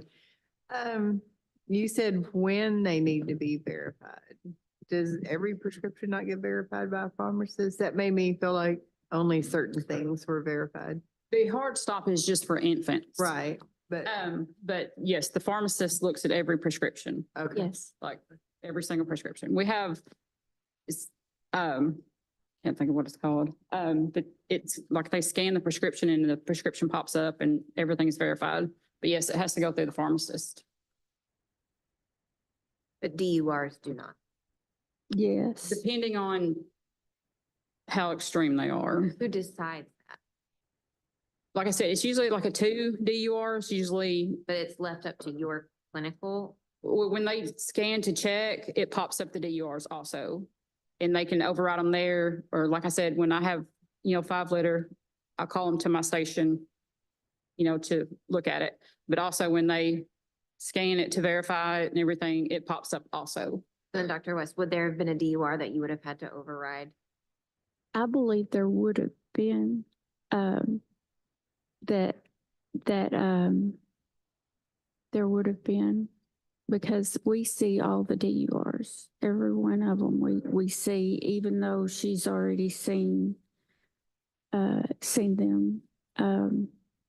And is it something you just like click and it goes away, or do you have to put in like something that says like, hey, I'm a pharmacist, I say this is okay? I would have to verify that it's okay. And What does that mean? We have PIN numbers. Okay. any other questions from the board? I have a follow-up. Right, if not, follow up from council. Ms. Vales?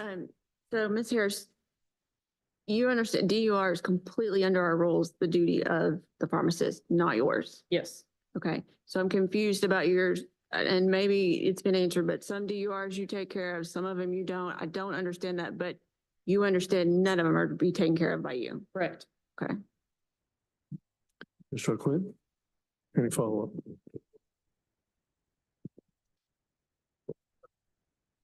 Two-letter DUR that you would do it. But even then, Yes, in the 5-letter, is you just stop right then and call the pharmacist. correct. Yes. And then the hard stop. Like I can't do anything with it. I have to give it to them. Like I can't override it. I can't do anything with it. Ultimately, the pharmacist is Yes, not approving all the deal.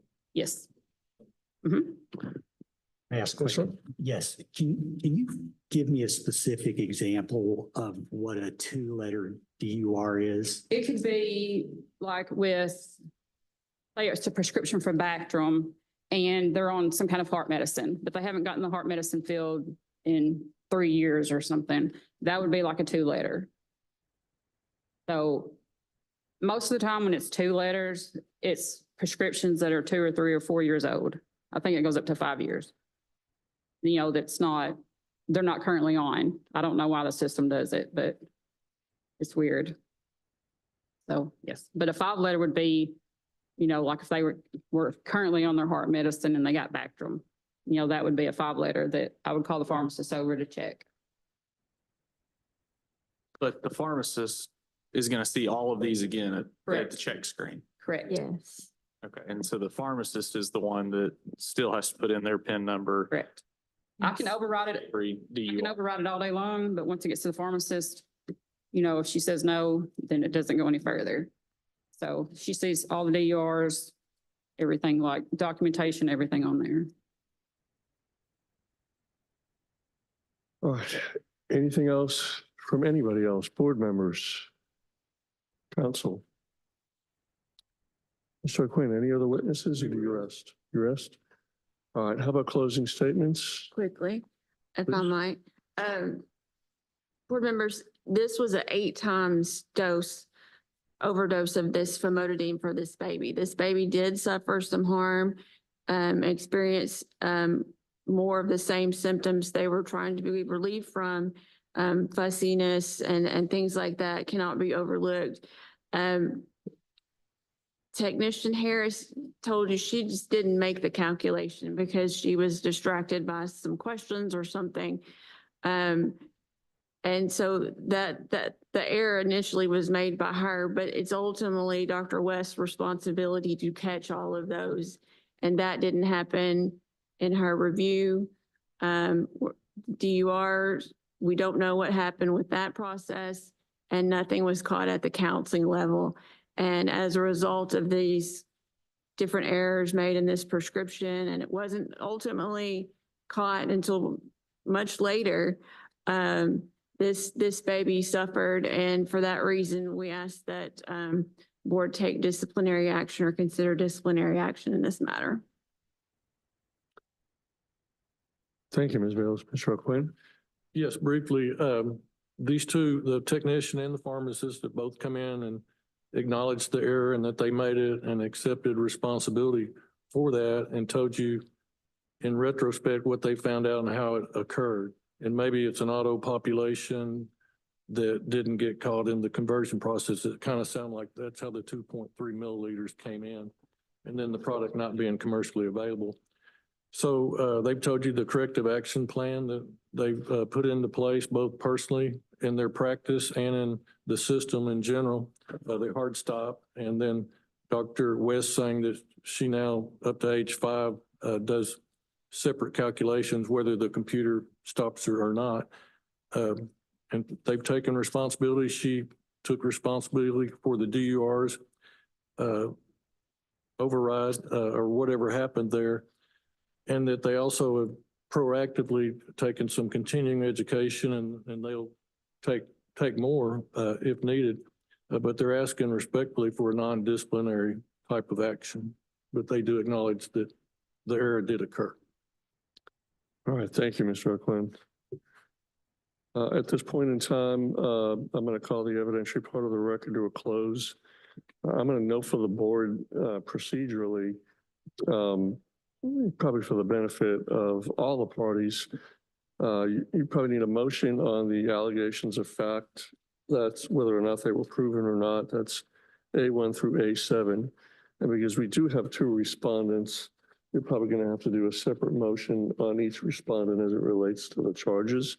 That's the way it's set out in the order and notice of hearing. And just for the clarity of the record, if you lump it all in together, it may be difficult to try to parse if indeed this goes any further one way or the other.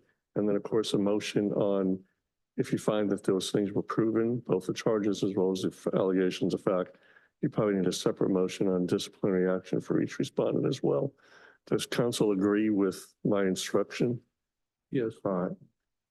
With that, I keep calling you Mr. Chairman, but you're really the president of the board. So, Mr. President, I will turn it over to you. We'll go off the record and you can deliberate. We're off the record.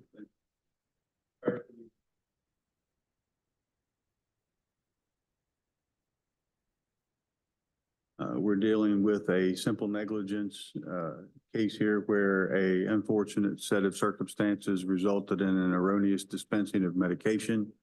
One thing that does in fact make it different is that this is a high alert population of a pediatric patient, which requires some potential additional scrutiny. We've had some corrective action that's been outlined for us. And so given that as a basis for jumping off, I'd like to hear board's comments regarding that.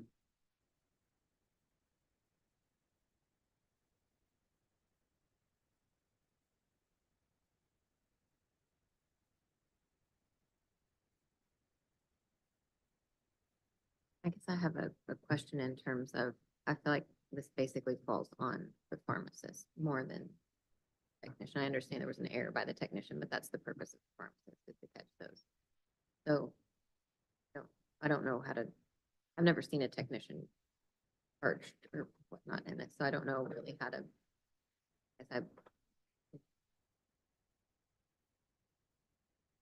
I think that they're still permitted. And so therefore they have a professional responsibility as defined by the state board regulations. So I think from a standpoint of within the scope of duties that they are permitted, then we can still hold them responsible for performing those properly. So they're permitted to input a prescription. That means they need to properly interpret it. I think we can still consider them separate, given that they are permitted, and we can assess similar actions against both the technician as well as the pharmacist, recognizing the pharmacist as the ultimate responsible party. And add to that, I totally agree with what Beth Ann said, but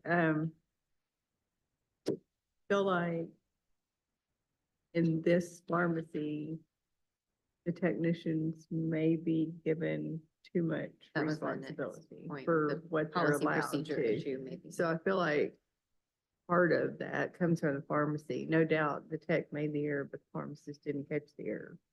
So I think they're both responsible, but I think there's a larger issue that techs may be doing a little more than they should be doing.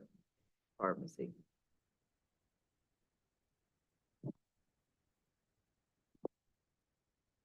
And oftentimes in these cases, we look for a action plan. As we review in the assessment of the pharmacist, I forget what page that was, but they have done an action plan. The technician that testified that a hard stop has been put in place. I think that, that's important. It requires a pharmacist pen, so a hard stop for all for those medications, but I'm not quite sure it goes far enough. Not sure that we could make a recommendation on how to manage your practice down to that level, but I certainly would suggest that this be broadened for all pediatric patients. Oftentimes for pediatric patients, because they're high alert, you require 2 pharmacists to review those, not just one. So in that regard, it doesn't go quite far enough. The pharmacist action plan said that she advised that you slow down.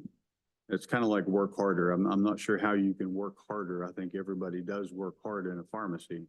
So and you can only slow down so far. So it's important that you have redundant systems in place to catch these things. And so hard stop on pediatric dosing, not just infant dosing, but perhaps even dual pharmacist checking of prescription drugs.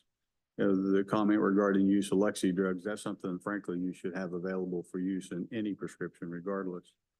I also do concur that as part of the action plan with Dr. Mack's comments, that it sounds like the pharmacists or the technicians are being given some duty that is not their responsibility.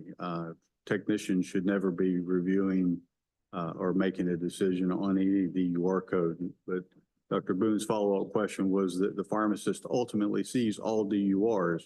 And so if that's the case, then you have met the standard of care, I think. I'll go ahead and comment. Continue education. It sounds like that, Dr. West, that you have met the continuing education we would typically require for a technician. I think it's important that you have CE. It may be that we need to have some additional continuing education for medication errors there as well. I know there was some comment regarding the child was fussy, had some diarrhea. Sounded like that was the case at the beginning, but it's important to acknowledge that we have no formal assessment of causation here. And so I'm not sure that we can really assess whether or not there was injury or not. Yeah, I'll just make a comment that I understand the desire to have two pharmacists. I don't really like to recommend that just because I feel like one pharmacist is fully capable of making that. If you have two there and you want to add that as an option, I think that's great. But, you know, a lot of stores operate with one pharmacist there and they're able to competently fill medications and do that. So I don't want to try to start making recommendations that we need two pharmacists to check out prescription. An observation just that in my experience, allowing those e-script SIGs to populate over into your system creates more problems than the time that it saves. I think we've seen it here before and see it again. And there is an option to turn that off. And I would encourage, I've done that personally. I would encourage other people to look at that as taking that out so that that's not pre-populating over into your system. Because I do think that that creates errors and liability. Outside of that, I think corrective action plan C kind of goes along the lines of what we've done. It's a nightmare scenario as pharmacists to mess up on any prescription, but especially a child. So. Additional comments? I think your comments are consistent with the board's actions in the past. Would you like to put that in the form of a motion, keeping in mind guidance regarding for the technician as well as the pharmacist, and make those separate? Perhaps we can make those separate motions. All right, so corrective action plan. CE 10 hours Yes. in addition to. Acknowledging that pharmacist has already done 10, but that would not count as part of her annual CE renewal. Yeah. Recommend an additional 8 for the technician.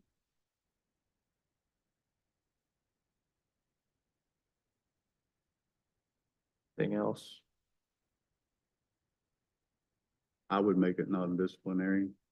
They can adjust culture. We don't want to drive reporting of medication errors down and out of our view. We can't assess causation, so I'm not sure that we can go any further on that. I have one question. Yeah. Allegation 3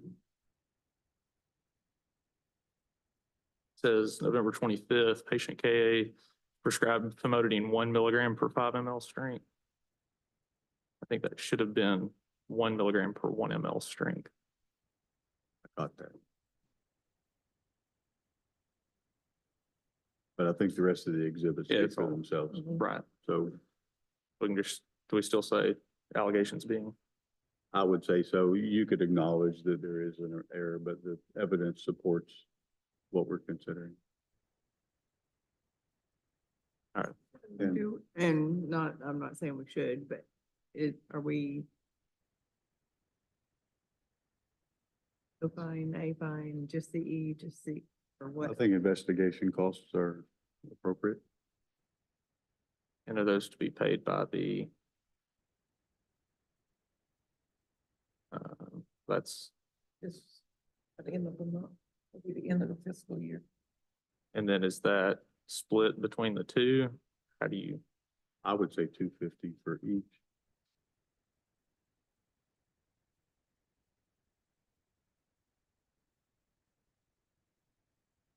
there'll be some time from the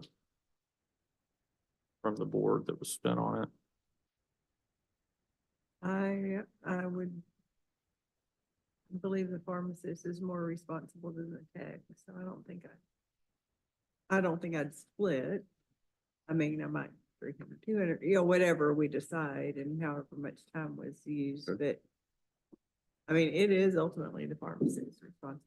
Give it all to the pharmacist. Very, I think when you have the manager of a store, they may let her overstep, but that is not. I'm certainly open to that. I just threw that out as a starting place. Any other comments?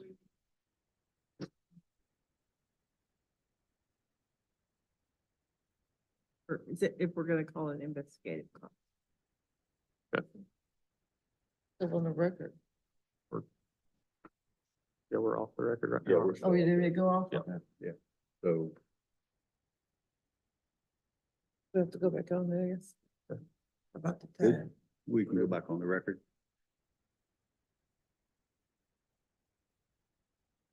All right, back on the record, the board has reached a decision in this matter. I'll turn it over to the president for motions and votes. Mr. President? And so we have a couple of sets of motions. So if we could maybe do these one at a time. Yeah, first, if we could ask about investigative costs. Yes. That the board's incurred. So I can tell you that between Dr. Tankersley and I, we've spent 7 total hours, 5 on her investigation and 2 on preparation for this case.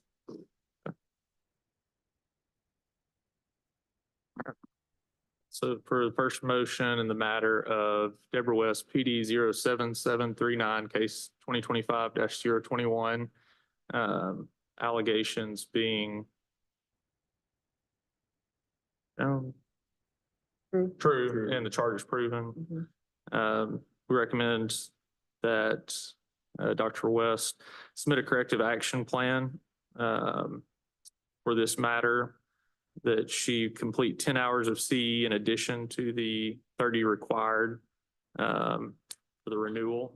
This be a non-disciplinary action, and that she pay a fine in the amount of $700 of investigative costs, or reimburse $700 in investigative costs.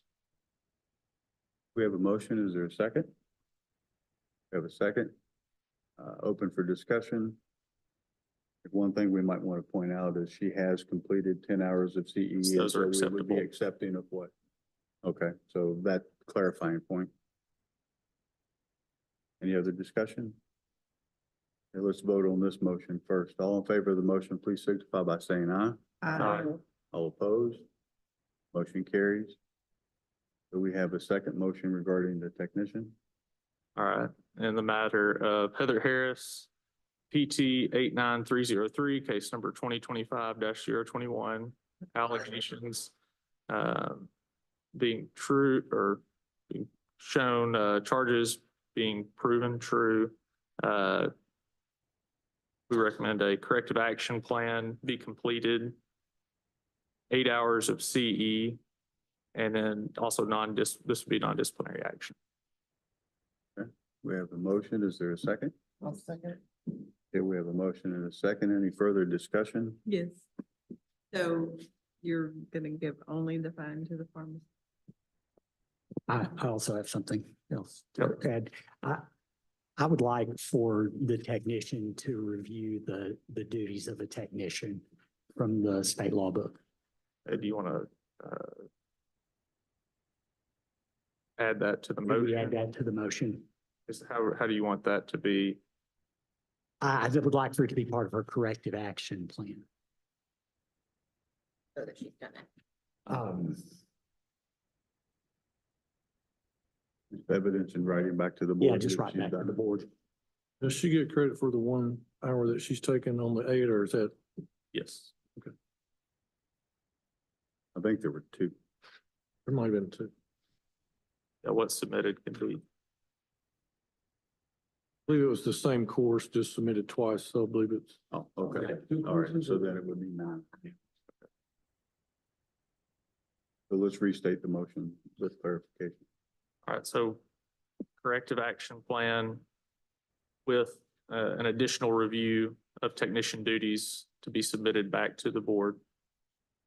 An additional 9 hours of CE, including the one that she's already submitting, so equaling 10, and then a non-disciplinary action. It is two, I'm sorry.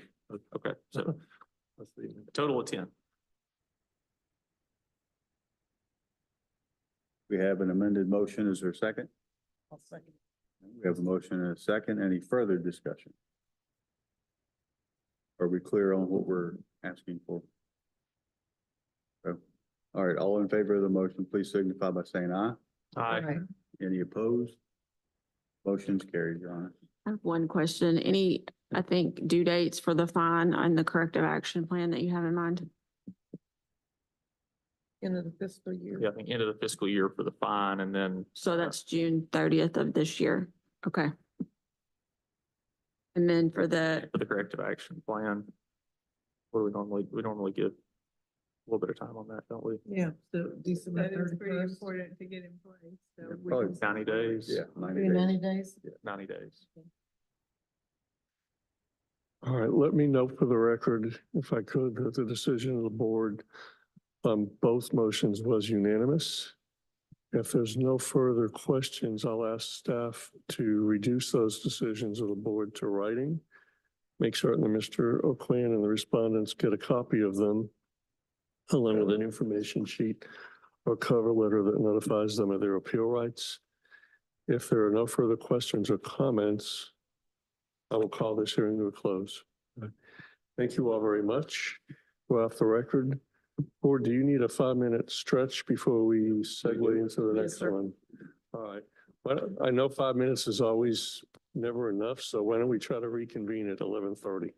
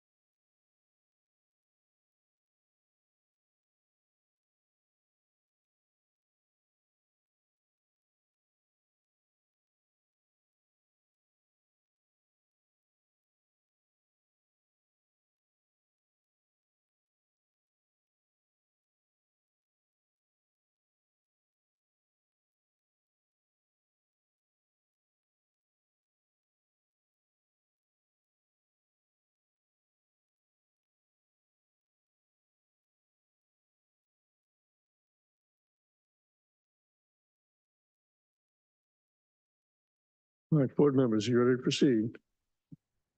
All right.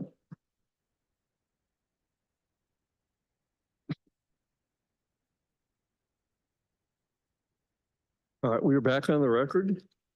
Next item on the agenda, style before the Arkansas State Board of Pharmacy in the matter of, I'm going to skip over your first name, Dr. Tui.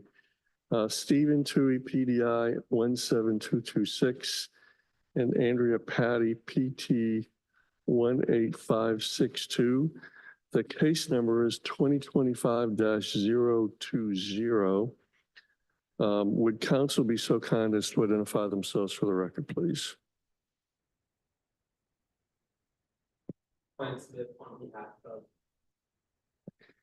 Thank you, Mr. Smith. Ms. Vales? Ashley Vales, General Counsel for the Arkansas State Board of Pharmacy. And doctor, would you be so kind as to identify yourself for the record, please? Yes, my name is Tangy Trey. I go by Stephen. And yes, I'm the pharmacist. Pronounce your last name.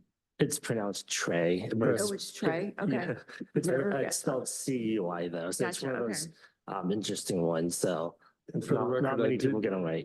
Yeah, for the record, I did visit it with Dr. Trey before the hearing started to try to get pronunciation. And I still messed it up, so I apologize. It's all good. It's okay. I knew I wasn't going to get the first name, even though he explained it. Dr. Trey, you are here this morning, still this morning, and you're representing yourself this morning. Is that right, sir? Yes. Okay. Just wanted to get that for the record. Yes. And you read the order of notice of hearing and you're prepared to proceed here this morning, right? Yes. Okay. So I noticed that you sat through a little bit of the previous hearing. You're not represented by counsel, so I usually give you a version of what's transpiring. But because you are representing yourself today, you have the ability to participate fully in this proceeding if you want. You can ask questions of witnesses if you'd like. I'm going to give you every opportunity to do that. You don't have to do it if you don't want to. It's not going to be held against you. But we're probably going to, I would imagine that Ms. Vale is probably going to ask you some questions. Smith may ask you some questions as well. I don't know. Okay.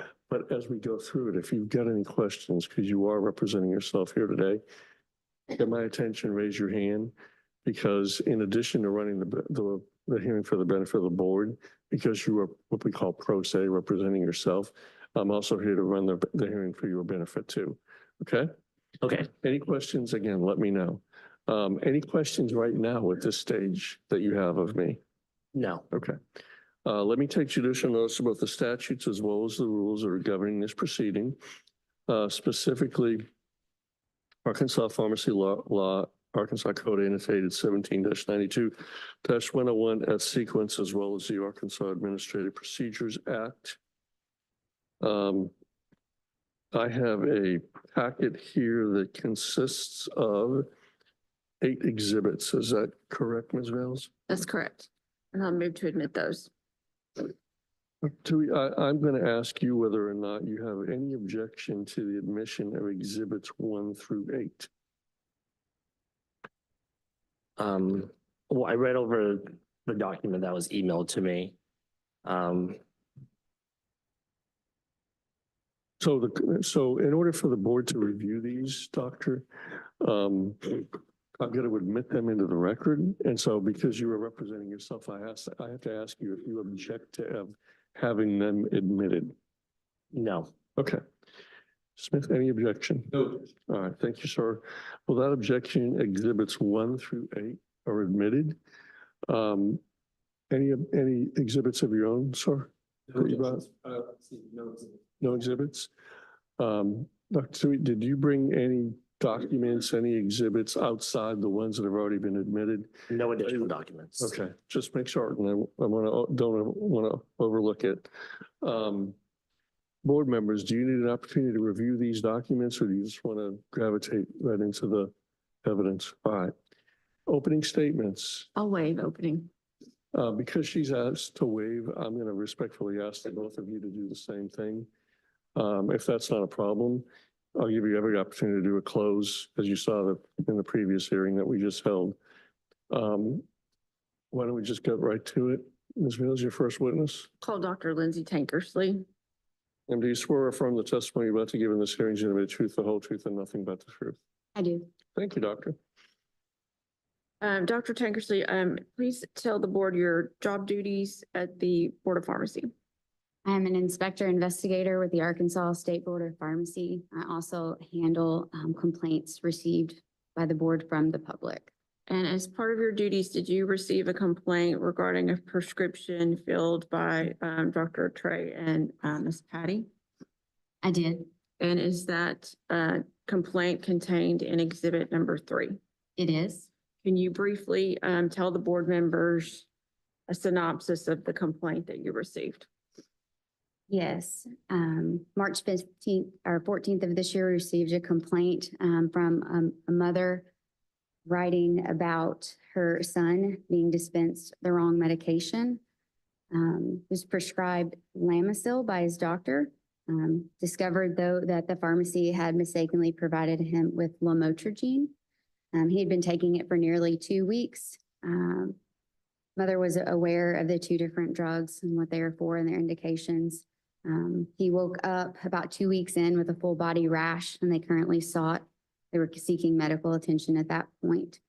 And then we initiated an investigation. And what did you do as part of your investigation? What contact did you make with the pharmacy?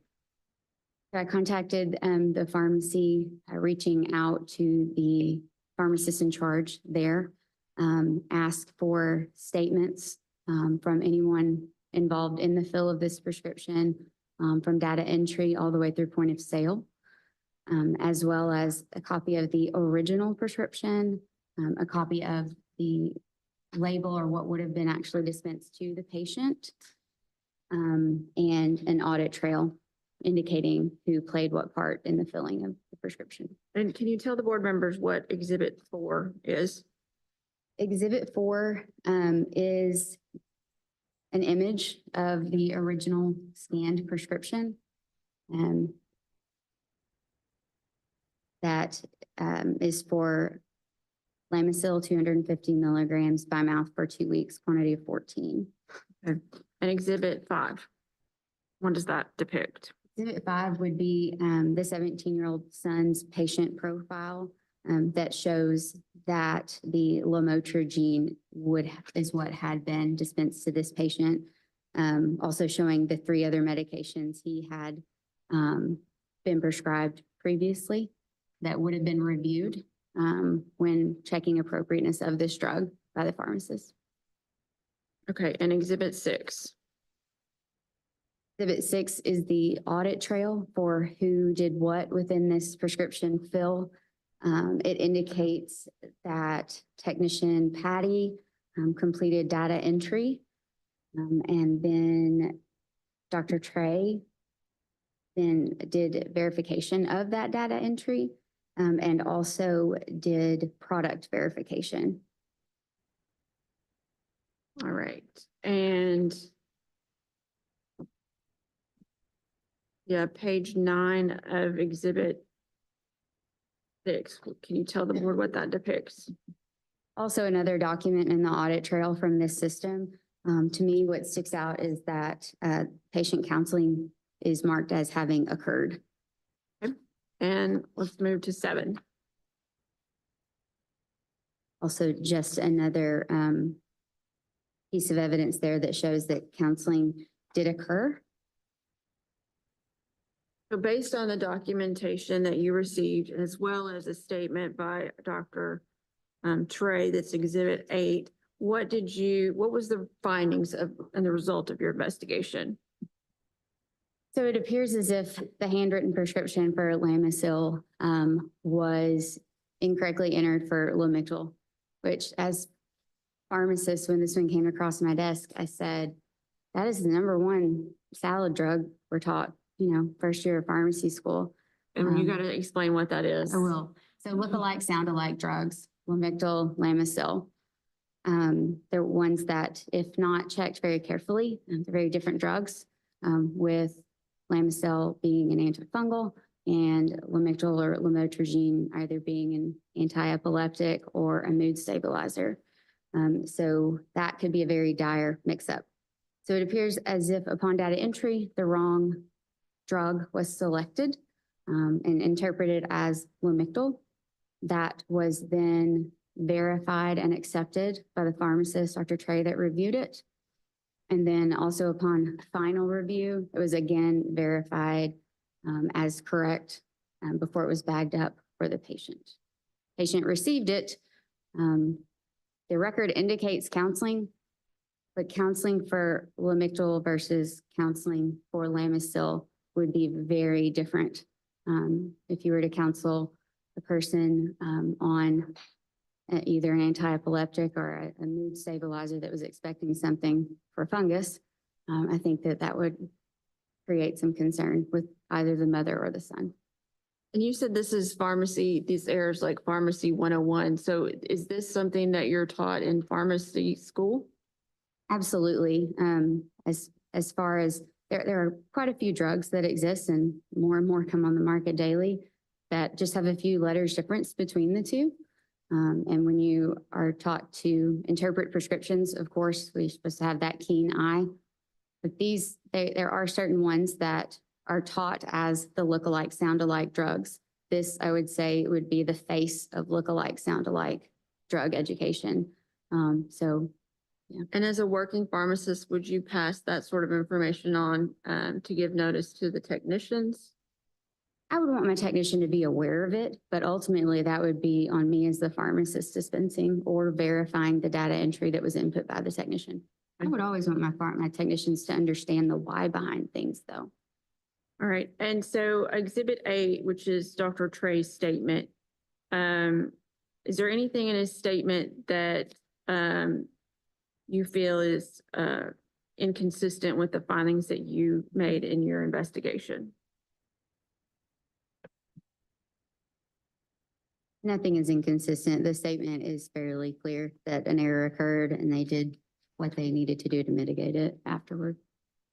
And again, in the complaint, there was what you would consider patient harm. Is that a fair statement? Yes. And describe to the board what you would consider to be the harm to the patient. So this, and the premise that I don't have the patient's medical records. I have a complaint that says 2 weeks in, patient developed a rash.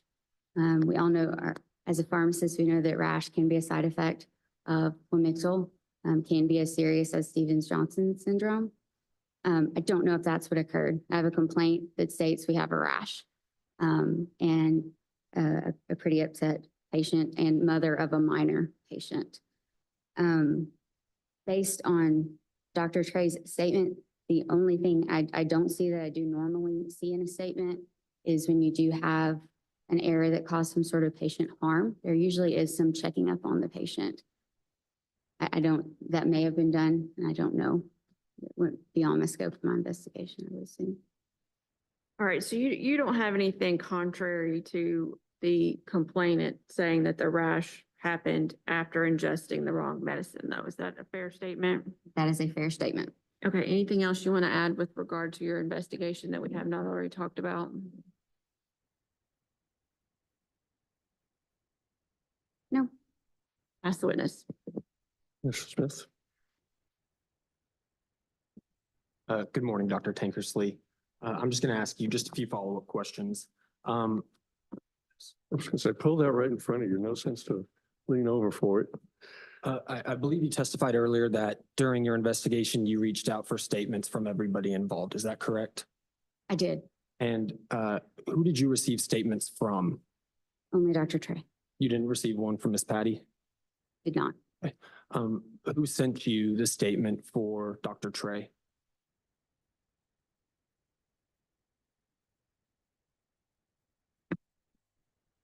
It was received on CVS letterhead and signed from Stephen Trey. I guess, yeah. So did you ever speak to Ms. Patty during your investigation? I did not. Okay. And you didn't receive a statement from Ms. Patty? Did not. I don't tend to, if I request things and I don't get them. the lack of speaks for itself. Dr. Tankersley, in your opinion and in your experience, if a pharmacy technician receives a prescription that he or she is unsure about, what should the pharmacy technician do? Pharmacy technician should reach out to the supervising pharmacist at the time. And if the supervising pharmacist tells the pharmacy technician what the prescription says, in your opinion, in your experience, what then should the pharmacy technician do?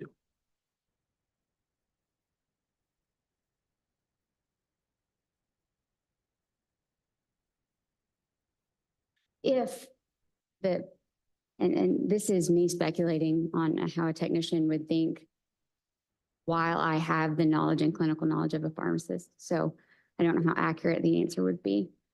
But as a technician, if there is, in this instance, a prescription that is very unclear, and you reach out to the pharmacist, which I would argue this one is not that unclear, but if I say, hey, doc, I'm not going to tell you what, I had a pharmacist I worked with as an intern who would say, if you aren't sure of what something is, show me, but don't tell me what you think it is first so that we can arrive upon, right?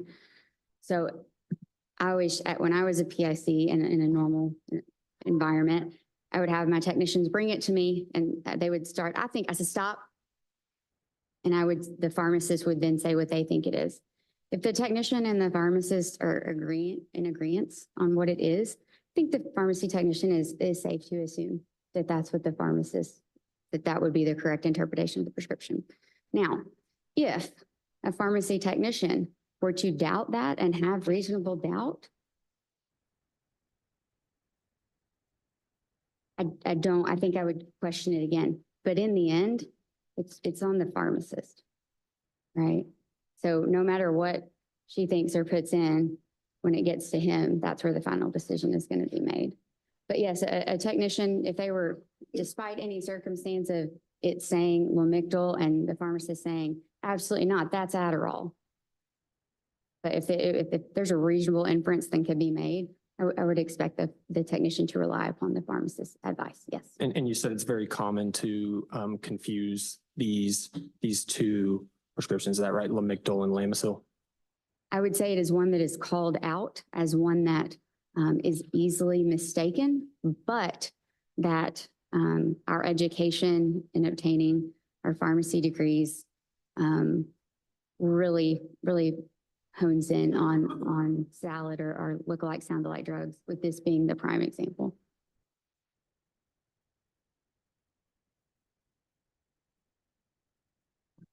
No further questions. Dr. Trey, you have the opportunity to ask questions of this witness if you'd like, but you don't have to. Would you like to ask her any questions? I would just like to make a quick statement. So It's not an explanation. Do you have questions for this witness? No. Okay.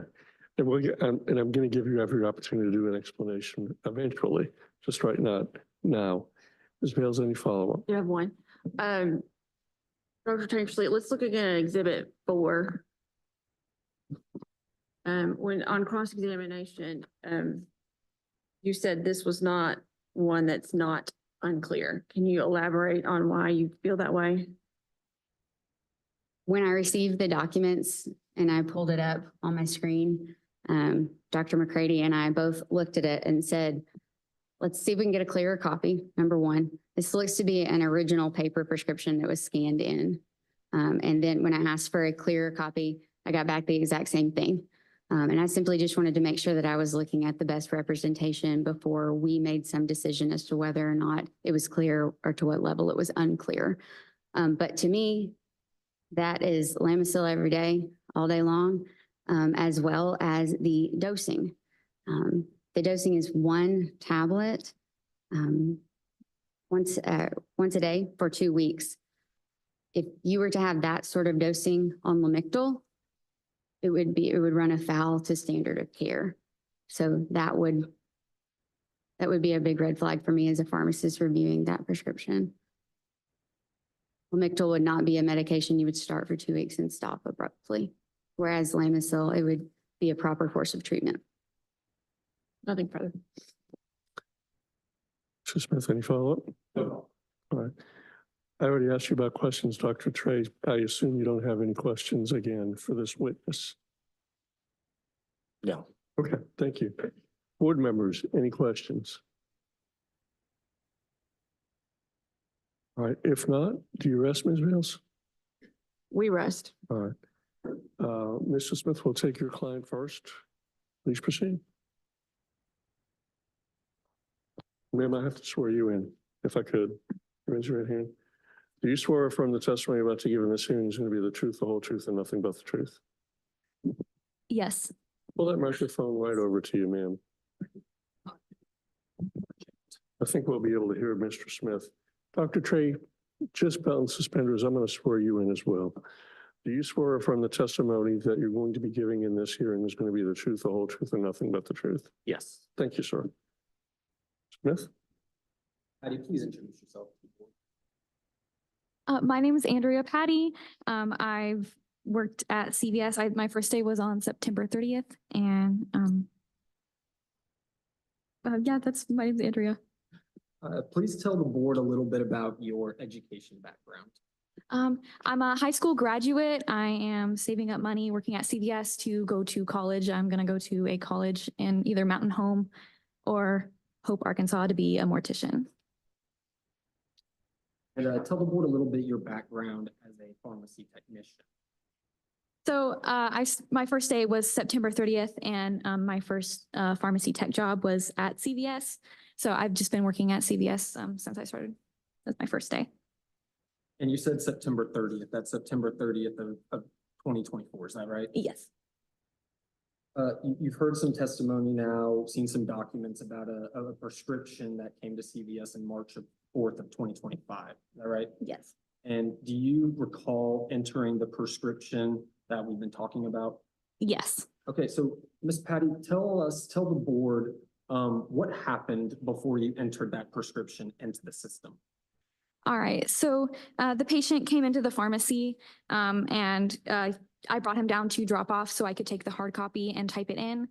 I noticed that the hard copy didn't have a date of birth on it. So I brought it to the pharmacist and asked it was okay for us to type it in even though it didn't have a date of birth on it. And he said that that was correct and that we could ask the patient for their date of birth. So I pulled up his profile and I started typing it in, and I did not know what the drug was and I could not read it. So I brought it to Stephen and I asked him what the medication was on the hard copy. He told me it was lamotrigine, 250 milligrams. I asked him whenever I was typing it in later if it was extended release or immediate release. He told me extended. And then I typed the prescription in and it was filled that way.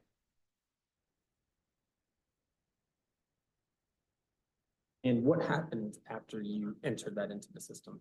So after I typed it in, it goes to the fillers. So I just didn't really hear anything about it. And then a little bit later before I left for the day, at the end of my shift, I mentioned to Stephen, I said, I didn't know that lamotrigine was used for rashes. And I thought that was pretty cool.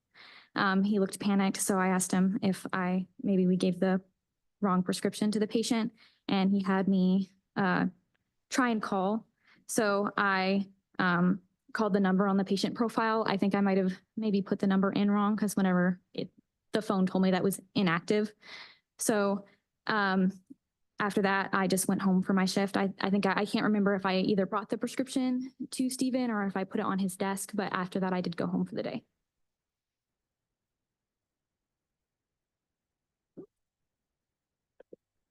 And Ms. Patty, did you ever see this patient again? Yes, so I was there on the day that the patient came back. So a few days later, the patient came back and I greeted him and he told me that he was given the wrong medication, that lamotrigine was used for seizures or like medication or like mood. So I just brought him to consultation window and then called Stephen over.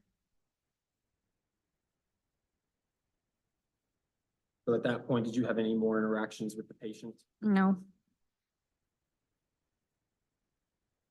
So Ms. Patty, have you ever received any training or any guidance about what to do if you receive a prescription that you're unsure about? They don't explicitly say anything in our training at CVS, but the general gist of it is to refer to the pharmacist on duty if you have any questions. I just want to make sure that this is clear for the record, but when you had a question about the prescription, you said you went and you took it to Dr. Trey, right? Yes, I brought the hard copy to him. And you showed Dr. Trey prior to entering the prescription into the system? Yes.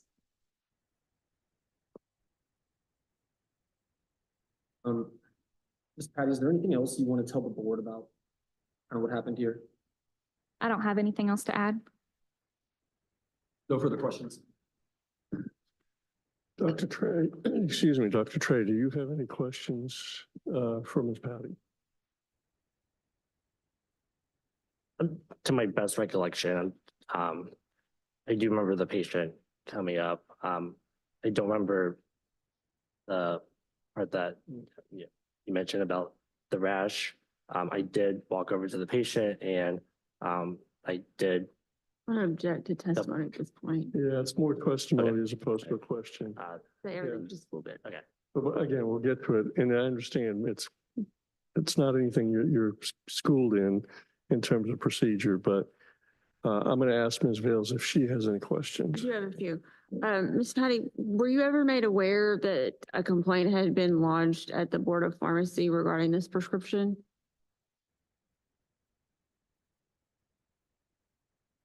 I think not really that I remember. I learned whenever I received the letter in the mail. From me? Yeah.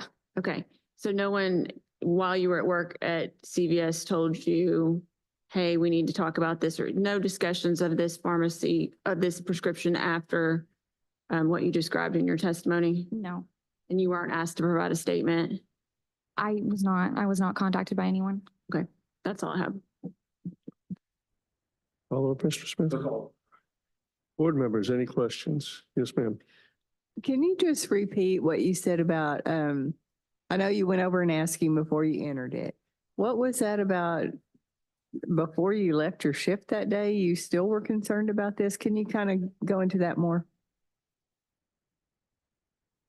Well, I wasn't concerned whenever I typed the prescription in, but before I left for the day, I did mention to Stephen that I didn't know that lamotrigine was used for rashes, and I thought that was cool. And then that's whenever we had the conversation followed, and I tried to call the patient.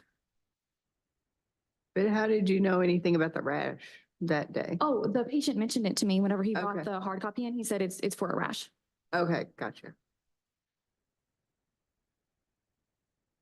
Any other questions from the board? Follow from council based on a question from the board. Or Dr. Trey. All right, if not, Ms. Vales, do your rest. All right. I'm sorry, Mr. Smith, do you rest? Okay. Apologies. Dr. Trey, now is your opportunity to tell the board what transpired. And I'll just let you tell it the way you need to tell it. After you're done, Ms. Vales may ask you some questions. Mr. Smith may ask you some questions. My guess is the board's going to ask you some questions as well, okay? The floor is yours, sir. Go ahead and explain to the board what happened. I mean, I can keep it brief. From my recollection, patient did drop it off at the drop-off window. And I walked over there and asked the patient, is it Lamictal that we're filling for you? And he was an underage patient, about 16 or 17 years old. He confirmed with me. And I went back to my desk and I intended to call the doctor's office, but at that time it was 8 p.m. So I was not able to reach Dr. Cross's office. And then when I was notified of this when the patient did bring back the medication several days later, and I contacted the mother, explained the situation, and then I let her know that I did contact the doctor as well to follow up on the patient's care. And then several weeks later, patient's mother came in as well, several weeks later after the incident, and I followed up with her to check up on her son, and he was doing much better. No signs of any severe reactions besides the rash that I saw on the arm. And then I was contacted by the board around that time. All right, thank you, Dr. Trey. Ms. Rales? A couple of questions. So Dr. Trey, you were the pharmacist in charge at CVS at the time of this prescription? Yes, my first day was March 3rd, like the day before the incident. I believe it happened on a Tuesday, and my first shift with CVS was the previous Monday. Okay, and you're no longer with CVS? So I moved down here about 3 months ago, and with the legislature issue, I found it more stable to work with Walgreens, which I am now with Walgreens. I was previously with Walgreens, and now I am with Walgreens again. Okay, and you received contact from the Board of Pharmacy regarding this investigation, correct? Yes. And did you recall discussing that with Ms. Patty? That the board was investigating? No, more so because I thought it was more on me, not the technician. Fair enough. And what contact did you have with this patient at the time of filling this prescription? Did you counsel this patient? I do remember the initial contact. Obviously at the finalizing at the transaction, I did see that I believe it was his signature on the electronic signature. I don't specifically remember talking to him at the end of the transaction, but I did encounter him upon drop off when I confirmed, the name brand of the medication that he was dropping off. Okay, and so if you'll look at Exhibit 4 in that packet, which is the prescription, you heard Ms. Patty's testimony that she was unclear about what this prescription said. What was your interpretation of the medicine that was being asked to be dispensed here? So my interpretation, based off of the handwriting, was Lamictal 250 milligrams. Okay, and what about the dosing issue though? So generally you do taper up to that dose. And I believe I asked the patient, have you been on this before? And he may have said yes, but that's not a typical dose to start.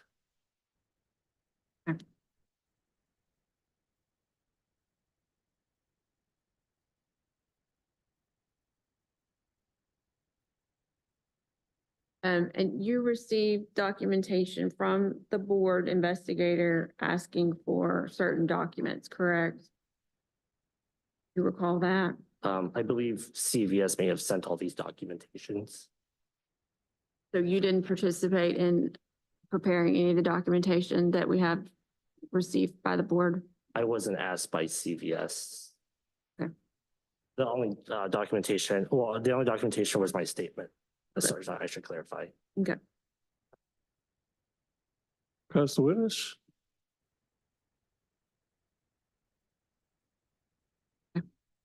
No, that's no further questions. Mr. Smith. Dr. Trey, just a couple of quick clarifying questions. Do you recall speaking with Ms. Patty about this prescription before Ms. Patty entered it into the system? Yeah, I do remember her bringing the prescription over to me, and that's what prompted me to walk over to the drop-off window to talk to the patient. So, sorry, I'm not sure. Yeah. So if I'm understanding correctly, Ms. Patty brought you the prescription, asked you what it said, and then you took it to the patient at that point.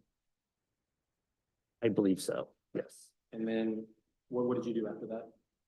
I confirmed that it was Lamictal, and then we proceeded I confirmed with Patty, and then she typed it in, and then I verified it. You mentioned earlier that you didn't speak to Ms. Patty about this because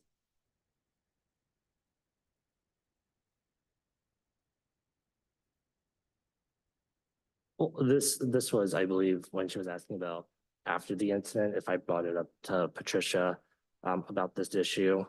I think initially it all happened the same day. Actually, the patient brought it back.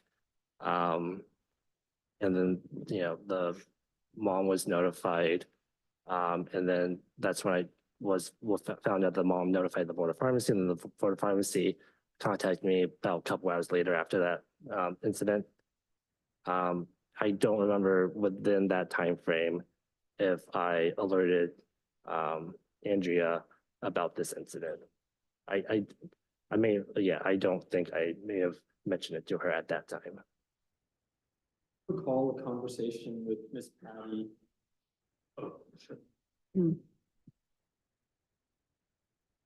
Sorry about that. Do you recall a conversation with Miss Patty after the patient took the prescription about maybe a confusion in the medications? I do not. No further questions. Ms. Vales? Just one. So Miss Patty testified earlier that she was aware when the patient dropped off the prescription that it was to treat a rash. Were you aware at that time? If I was not, I mean, if I were, it'd be hard for me to believe that we typed it as is. I find it very hard to believe that I would have let that go through. But you did testify earlier that you did see the rash at Oh, some point. Is that right? I'm sorry, that was the side effect. But that was Yeah. the side effect from the incorrect medicine? Yes. Okay. So you saw that after he had ingested it? Yes. That's all I have. Smith? No additional questions. Thank you. Board members, any, excuse me, any questions? Mr. Simpson? You'll, excuse me, you'll have to excuse me because I have a problem hearing some of the things, so I'm gonna make sure I'm understanding some things correctly. From the time that the prescription was presented till the time the patient was given the medication, what was your understanding that what medication was the prescription for? Lamisil or the Lamotrigine? At the time of dispensing, I thought it was the Lamictal. I'm sorry. Lamictal. Lamotrigine, yeah. Okay. And then did you do the patient counseling? I believe I did. It says I checked off on it. Specifically, I don't remember that one specific counseling incident. I'm sorry. So you can't tell us if you did the patient counseling? Well, I'm sure I did. Yeah. Wouldn't the patient counseling for one of the drugs be substantially different than the patient counseling for Yes, the other? Yes, you are correct.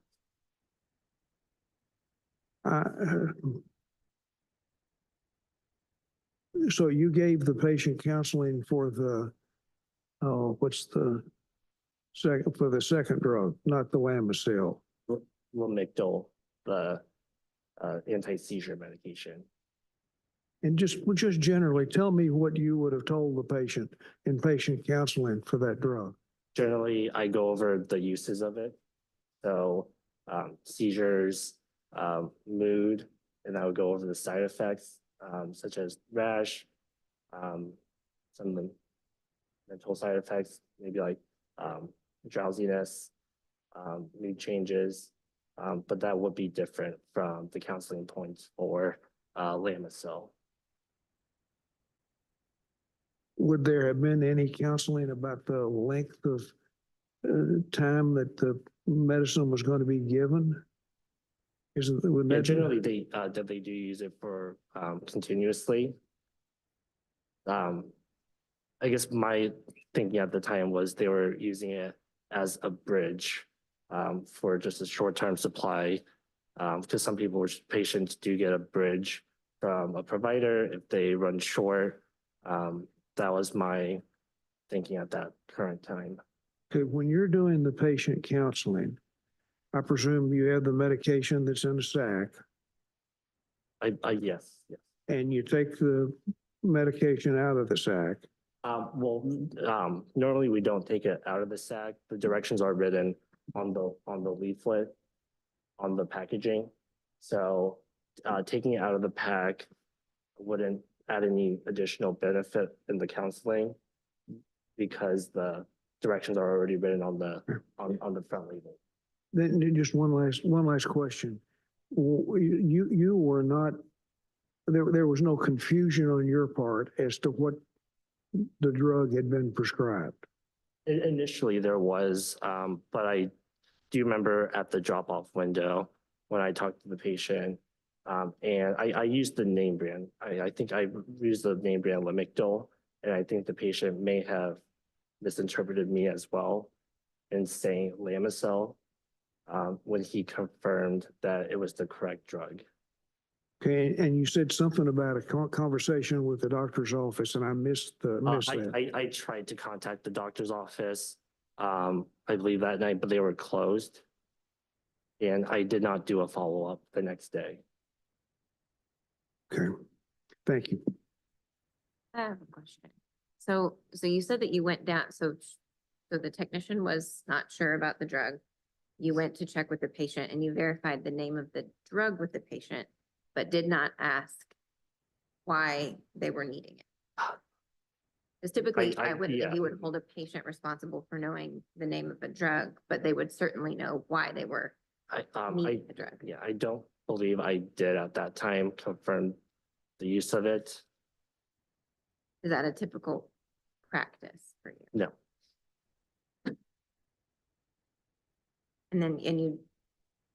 So your story a little bit doesn't add up at the counseling part, because you're saying that you counsel on the uses, which would have been flagged, because if the technician knew that the patient had a rash, then the patient certainly knew that the patient had a rash.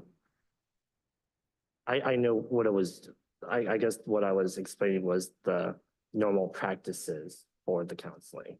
I don't remember if that's what I said specifically. So at the time that you reached out to the doctor that night, you suspected that you'd filled the wrong, or that you'd misfilled the medication? I wasn't sure because I couldn't read the handwriting. I wasn't used to reading hard copies, so I am getting more practice with that here in Arkansas. So that's one thing that Did you take any steps to follow up with the patient after that point, once you suspected that it was misfilled, until they showed back up 10 days later? No, I did not follow up with the patient the next day. And did you try to reach out to him that night? Not after they left.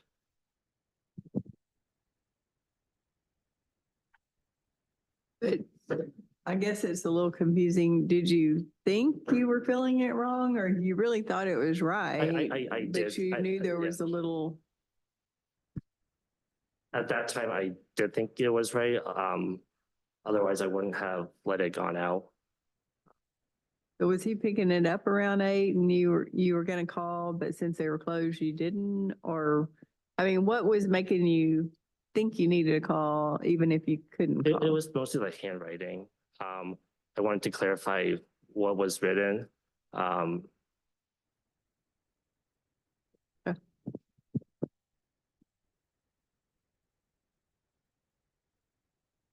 Any other board members? Would you consider yourself to be a reasonably prudent pharmacist?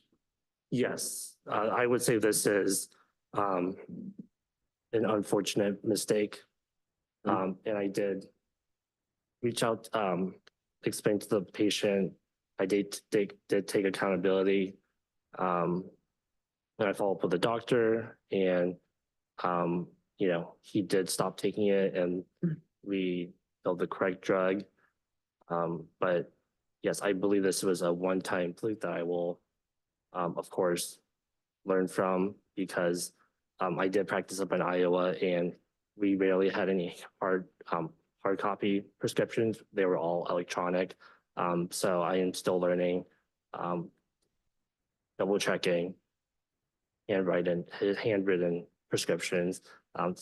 Some doctors do not write the clearest, unfortunately, and I'm starting to learn that from this incident.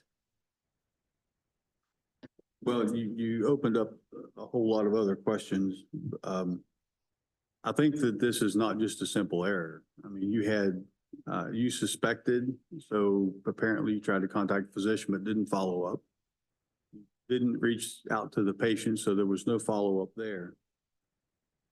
You had a faulty DUR because even though you asked the patient, and you say you probably used the brand name, I mean, first of all, you can't hold the patient reliable or responsible for filling their own prescription. But he said he'd been on it before. The next question would have been, well, at what dose and where? And I mean, to confirm, because you've already indicated you're familiar with Lamictal, that it requires a titration schedule, and that titration schedule is not 250 milligrams a day, is where you start. The drug was never given for a 2-week period of time, and if you thought it was for bridge therapy, the question would have been, well, I'm concerned about the dose. Is that how this is being used? There was no ER designation on the prescription. It doesn't say Lamisil ER. It doesn't say anything ER, but you interpreted it that way. That's a different dosage form. And the questions that have been asked regarding counseling, it doesn't make a lot of sense that anything that you would have counseled regarding Lamictal would match in any way with what you would counsel regarding Lamisil. And certainly if you had looked at the patient's profiles, we can see in Exhibit 5 that there was no presence of Lamictal on the profile prior to that, right? So are all those things that I mentioned, are all those correct? Yes, sir. Thank you. I have a point of clarification. Ms. Patty said that at the end of her shift, she came back to you and mentioned how unusual it was that Lamictal was being used for a rash. Do you recall that? I unfortunately do not. I'm sorry. You recall any conversation with her at the end of that shift? Not at the end of the shift, just at the initial encounter. Do you think she is incorrectly speaking about that, or you think maybe you're not remembering it? I can't approve or deny that statement. The direction I was headed with that is, it seems like there were several points in this that would have required you to have a really clear clarification with the patient in regard to what they went to the doctor for. And I haven't heard you mention that yet in your counseling, or either on the retrieval of the prescription or the counseling the patient at the end.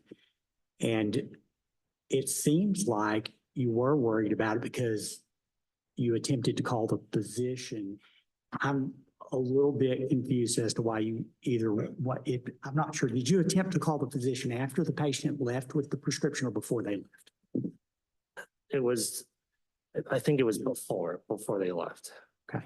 But you still went ahead even though you weren't certain and dispensed the prescription? I veered on the side that I talked to the patient and Okay. Any other board members? If not, follow up from council, Ms. Mills? Oh. Okay. Mr. Smith? All right. Dr. Trey, anything else you want to add? It was unfortunate, and I did let it slip by on my first day with CVS during my trainings. And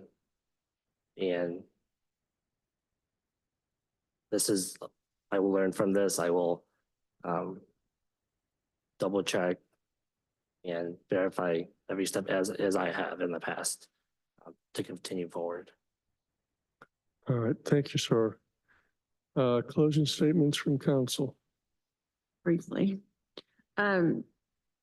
This is a clear error. I don't think the facts are largely in dispute. Dr. Trey was the pharmacist in charge, and he is to review these prescriptions, and Ms. Patty was right to question him, apparently. I I'm not seeing the follow-up that I think is appropriate for this sort of situation. The patient was harmed. He had a side effect from the drug he shouldn't have been taking. It was a rash. That's not in dispute by the pharmacist. And for that reason, and we do have patient harm, we're asking that you consider disciplinary action in this matter. With Ms. Patty, I'm not sure that would be appropriate, but definitely with Dr. Trey, we would ask for disciplinary action. Thank you, Ms. Mills. Mr. Smith? Thank you, Your Honor. I'll be brief. Board members, you heard that on March 4th, 2025, that Miss Patty was new. She'd been a pharmacy tech for probably about 6-8 months at that point. When this prescription came in, she was unsure. She was unsure about a couple of things. And the first thing she did was she asked for help. She asked questions, first about the birth date and then about the drug itself and what was written. I think everybody in this room would agree that that's exactly what we want our pharmacy technicians to do when they're unsure about anything. And she did that, and she asked Dr. Trey what the drug said. Dr. Trey told her what it said, and she inputted it into the system. And that was her involvement at that point. Miss Patty is being charged here with negligence, and she's being charged with unprofessional conduct. On the negligence piece, you heard Dr. Tankersley, I think rightly say, you know, what Miss Patty did here, questioning and asking a pharmacist is exactly what the standard of care would be in her position. And for those reasons, we're not going to, you know, we're not trying to point the blame here. We're not trying to point the finger at somebody. A mistake happened. Of that, it's clear. Our position is simply that it wasn't Miss Patty's mistake. What she did was exactly what we want our technicians to do. And so for those reasons, we would respectfully request that the charges against Miss Patty be dismissed. Thank you. All right, thank you all very much. At this point in time, I'm going to go ahead and call the evidentiary part of the record to a close. Similar to the previous, he's already, I kind of went with his close first, Mr. President. That's why I asked him anything that he wanted to do in terms of follow-up. I'll ask you again, Dr. Trey, anything else you want to add? You've already essentially told the board. Anything else that you would like to add before I skip over you? All right, thank you, sir. I was kind of going that direction, but the board, being considerate, wanted to give you another shot. Mr. President and board members, previous to the other hearing, you've got 2 respondents here, so I think you're going to need 2 motions on both the allegations of fact and the conclusions of law and whatever potential penalty that you deem appropriate. But with that, we'll go ahead and go off the record. Thank you. We've heard the case, so let's open it up for comments. Based on what every pharmacist and tech come in here and say, I'm a little surprised that Miss Patty remembers this one prescription. I'm glad she does, and she's testified that she does, but a little surprising to me that she would remember this instance. It would be, it's more normal that I can't remember what I counseled. I can't remember what I felt, you know, but I can look at it now and see it. That's just kind of, I don't know, what, a little bit strange to me. I mean, I hear you. I think that's probably great memory, but I do think that the pharmacist confirmed that he did go over to the window after she brought it to him. And so to me, that's the most important part of her piece in it, was that she didn't know, which is okay, but to go ask and figure that out. So I think she fulfilled her duty in my eyes. My bigger concern is that if there was a concern on the pharmacist's part and that they think that it was spilled wrong, that there was no follow-up given the next day to the patient, or even that night. You know, if you did find out later that night, or that you didn't follow up the next day with the doctor and say, oh, I made a mistake, you know, we did misdispense it, but we didn't follow up and go try to fix it that next day, wait until the patient come back. Whether it was a incorrect phone number, but if we did have an address, at the very least, send a letter. Do something to try to reach out and get that patient. Didn't really ever feel like he knew that he missed, I mean, I know where you were asking him and you and I were kind of asking him something similar. I didn't really feel like he knew that night it was wrong.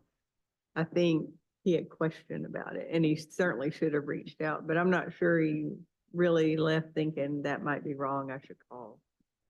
But he definitely had questions and that should have alerted him to call, but. There were just so many opportunities for this doesn't add up. To blow past those is either negligence or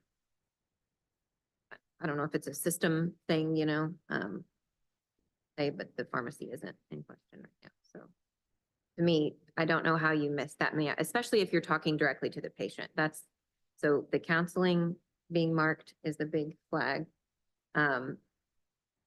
Talking to the patient and having them verify the drug name is a big flag. Just in terms of like, if that's your process, that's not a safe process in my mind.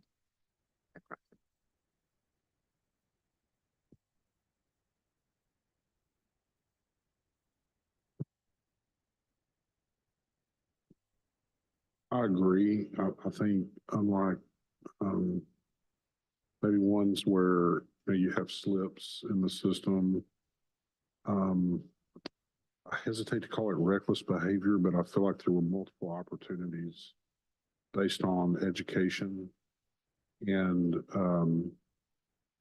patient criteria and what was happening for this one to probably have been caught more so. So I tend to lean a little bit more toward agreeing with board staff on something disciplinary with this one. There are still some gray areas, but For the pharmacist. for the pharmacist, I agree. That's phenomenal. That's a great memory. I mean, some prescriptions do stick out in your head. So just taking that testimony at face value, I feel like based on that, the technician performed in a way that I would have wanted the technician to come to me about. So I would for Miss Patty, I'll lean more toward I guess dismissing the charges, and then for Dr. Trey as the pick. And I do empathize with the fact that it sounded like he'd started the day before. I mean, I totally get that, but lean more toward the action plan, a corrective action plan, some CE requirements, and then some form of fine for this error. Well, you know, a lot of the cases that we get, we see these that come through that's a high alert drug that raises the level of the standard of care in terms of what it is that you're expected to do. Look-alike, sound-alike drugs, that raises the standard. High alert populations or high-risk populations, pediatrics, for example. And so, and then you have drugs like amiodarone, methotrexate, Lamictal. And Lamictal has its own set of concerns. Not only does it look alike, sound alike, but it's got a dosage titration. It has a high risk of causing a rash, and it did in fact here. Fortunately, it didn't turn into Stephen Johnson's, but it has been strongly associated. And so it's not a surprise that when we see a failure to meet the standard of care, when you're faced with these types of drugs, it's not a surprise that that's what we are commonly seeing cases involve. And so I think it goes beyond that you just misinterpreted the drug name. I think it goes that you had suspicion, you started to call the physician, but you didn't complete the process. You didn't reach out and to the patient and complete the process there, whether by phone or in writing by a letter like Dr. Boone suggested. All the things that pointed to this being an aberration in terms of interpreting this as Lamictal, there's about 5 or 6 different considerations that would have gone into play in doing a proper DUR. And then how you counsel on this drug to a patient and tell them that it would not ultimately raise a red flag, saying that's not what I'm using that drug for, given how you said that you typically would counsel on the drug. So I think it goes beyond just simple negligence that, and it did in fact result in injury that has not been disputed that I've heard. And so I would agree that this would rise to the level of disciplinary. We also didn't just make note of the fact that it did really look like Lamisil. There were two very clear eyes. There was no T, like it was pretty clearly, you can see the S, like it. And there was no ER. Right, right. Yeah, that's huge. That, extended release was dispensed and there's no extended release on a prescription at all. Given that he has changed employment, I think any plan of correction would be more for a personal, professional development plan of correction, but I think still a correction, plan of correction nonetheless. Agree. Do I assume we're talking disciplinary? No, I'm in complete agreement. I'd be willing to, frame up a motion. Okay. So let's do the simple one first. If we could have a motion for the Want to technician. discuss what the motion would be before we go back on the record, Okay. off the record, to see if there's any comments. I mean, the motion from Ms. Patty would be that if this is a first for me, so I guess the allegations would be unproven and the charges dismissed. And then for, Dr. Trey, corrective action plan, to be, turned back into the pharmacy. Did we go 90 days before? And continuing education as well. Let's say, just throwing out a $2,500 disciplinary fine amount. Okay. Open for discussion and feedback. 1,000. Okay. Does everybody agree with Disciplinary. this? All right. So we're good? I think so. 10 hours on medication error reduction.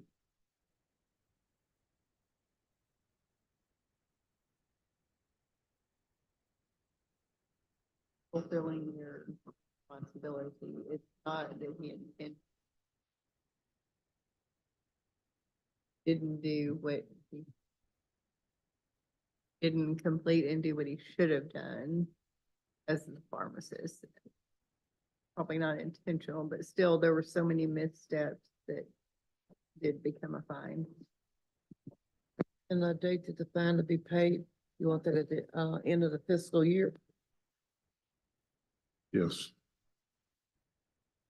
Could somebody explain to me the differences in the ramifications for disciplinary and non-disciplinary? Yes, with the discipline, it'll be reported to the national database. That's the differences. We have Other comments? Okay, they're both on the same order and notice of hearing. That makes it simpler. Okay. All right, Your Honor, I think we're ready to go back on the record. Well, Mr. President. All right, we're back on the record. I believe the board has reached a decision in this matter. I'll turn it over to the board for motions and vote, Mr. President. So we have two motions, and so let's take the motion for the technician first. Okay. So in the matter of Andrea Patty, case number 2025-020, the board finds that allegations 1 through 7 are unproven, and that the charges 1 and 2 for respondent Patty, make a motion that we dismiss, close the case with no further action. Here we have a motion. Is there a second? Second. Second by Dr. Mack. Any further discussion on the motion? Hearing none. All those in favor of the motion, please signify by saying aye. Aye. Any opposed? The ayes carry it unanimously. Right, so motion number 2. In the matter of Stephen Trey, PD 17226, case number 2025-020. Board finds that allegations 1 through 7 are true. The charges 1 through 4 are proven. Are proven. I make a motion that Dr. Trey be required to submit a corrective action plan around his practice as it relates to medication error reduction and complete 10 hours of ACP improved continuing education related to medication error reduction within 90 days, and that we impose a $1,000 fine. And again, do you want to say something about it being disciplinary? I don't know. I will say a disciplinary fine of $1,000 and the continuing education of 10 hours is additive to his required 30 hours biennial requirement. We have a motion. Is there a second? Second. Okay, a motion by Dr. Jolly and a second by, we'll say Dr. Davenport. Any further discussion on the motion? Hearing none, then those in favor of the motion, please signify by saying aye. Aye. Any opposed? The ayes carry unanimously. All right. Thank you, Mr. President. Again, I will note for the record that the decision on both motions and both respondents was unanimous by the board. I will ask staff to reduce those decisions to writing. I doubt sincerely that Ms. Patty's going to be appealing, but under the APA, she's entitled to notice in terms of her appeal rights. And the same with Dr. Trey, an information sheet or a cover letter notifying him of his appeal rights is going to be required. Make certain that he gets a copy of that. If there are no further questions or comments, I will call this hearing to a close as well. We're off the record. I thank you all very much.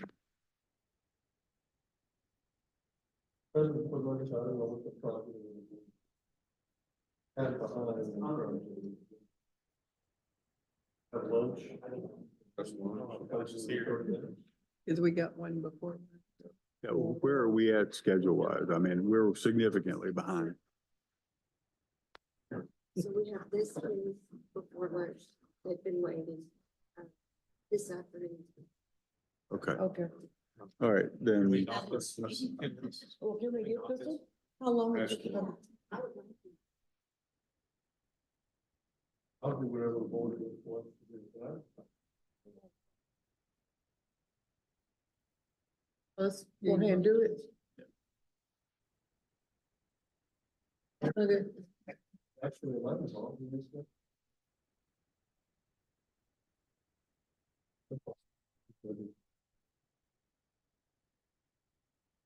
Eat your lunch, it came at 12 at 1:15 or Yeah. 1:30. I'd rather take like, well, with your lunch and come back. It looks long. When you look at it, Yeah. it looks long. Nothing's ever quick. Yeah. As you say, let's go to lunch, come back at it. Or do You all tell me and that's what we'll do. But look at this, this is. This is what you come right through, to go through, that's not the big, that's not the big quick to me. If you come back at 1 or 1:10 or something.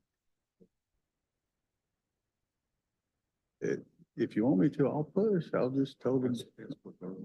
What do y'all want to do? You want to take? Okay, get it over with, Harold. Get it over with or eat lunch. What's for lunch? So, That doesn't matter with me, I eat it. well, we're split. We're split. And the staff wants us to go forward. Okay, let's do it. Yeah, it's gonna, But, well, it yeah, came at, it probably came 40 minutes ago. Cause it comes at 12, I mean. Depends what it is. It's what?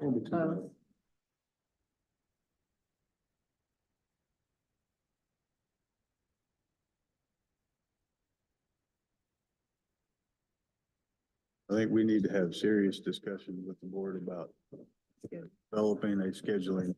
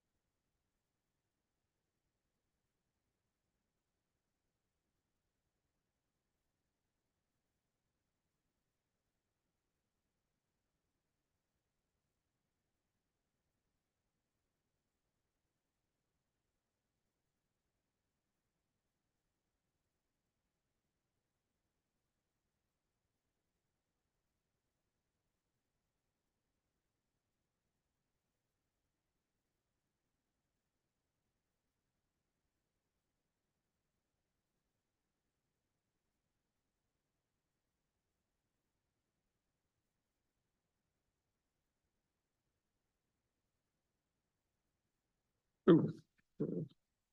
I'll trade you.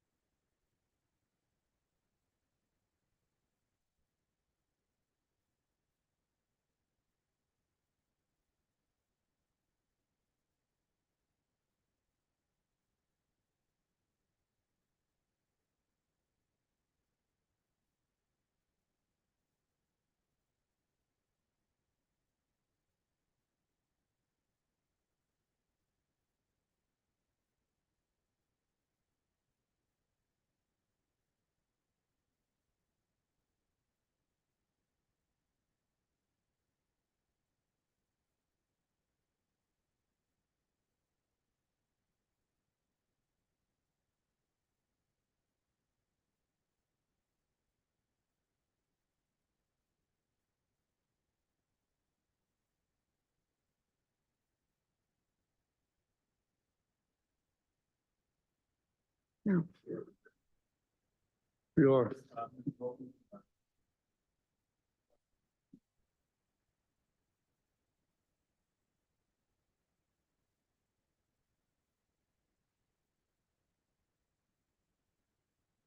I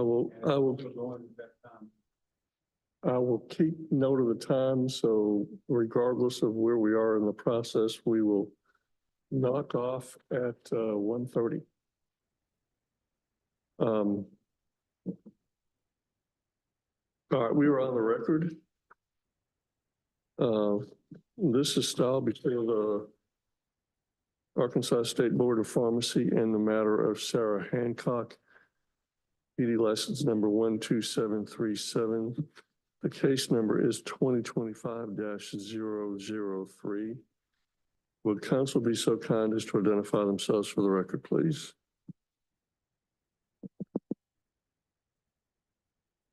Good morning.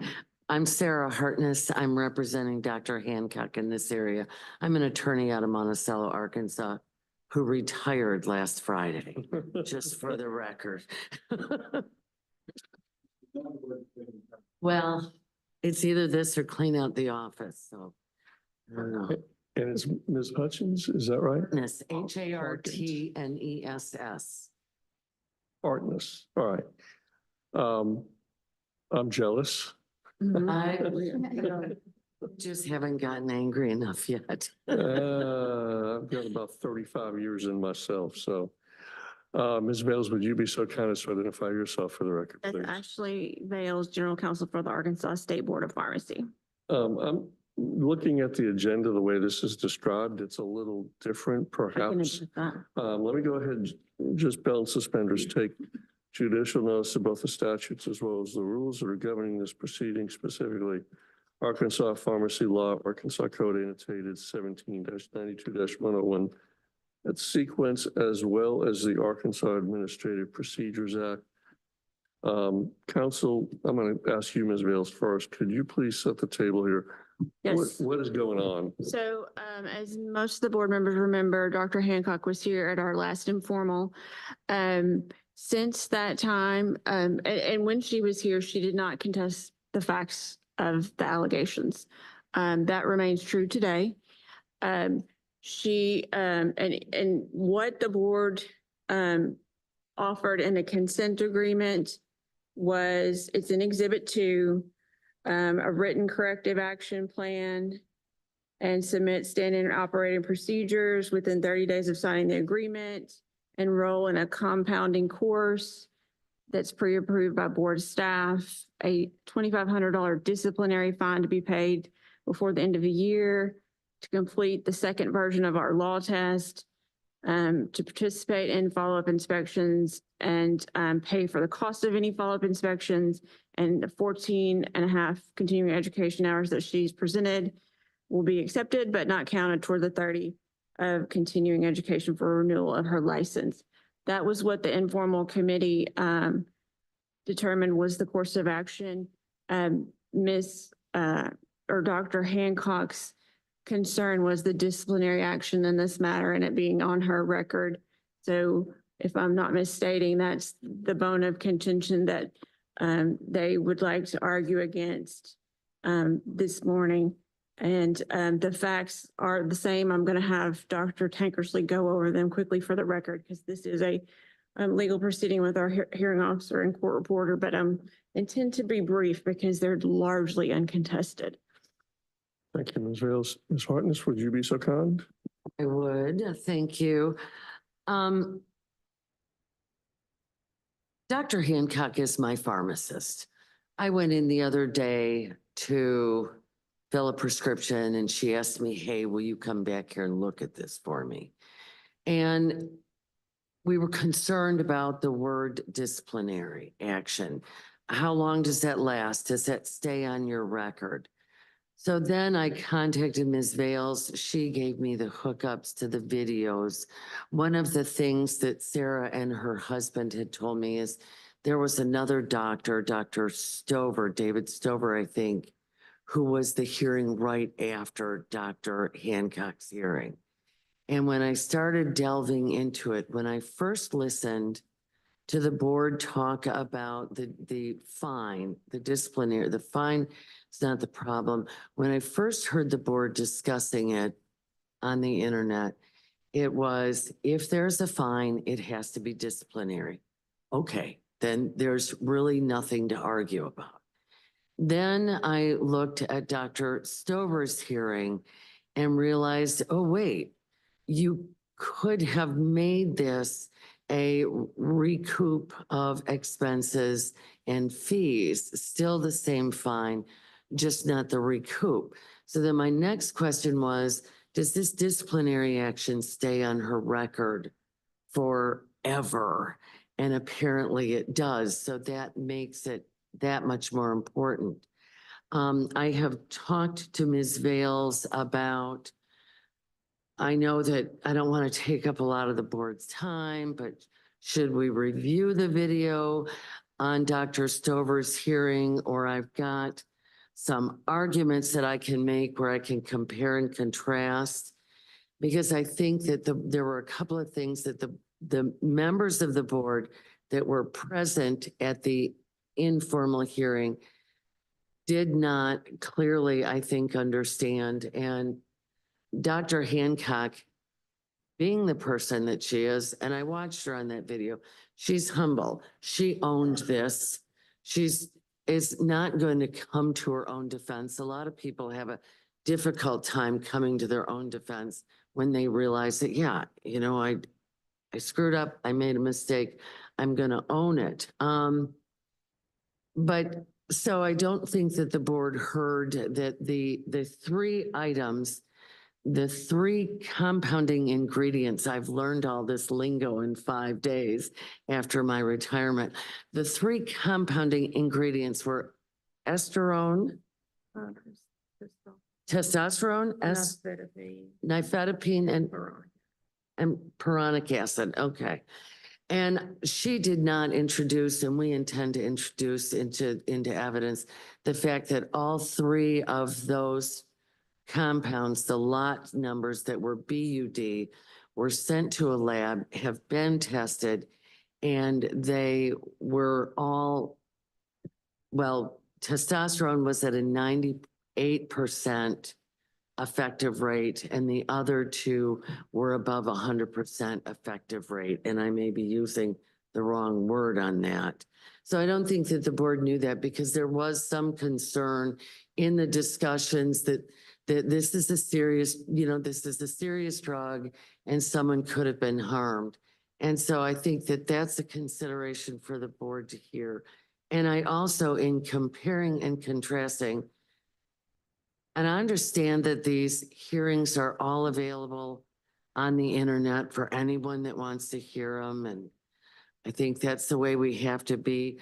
But when I compare and contrast the facts in the Dr. Stover case to the facts in Dr. Hancock's case, one of the board members, and I can't recall which, I'm grateful that you all have names up though, was concerned that there were 7 incidences of using compounding ingredients beyond the BUD date without changing the beyond use date on the compounded medication. Am I making sense? Thank you.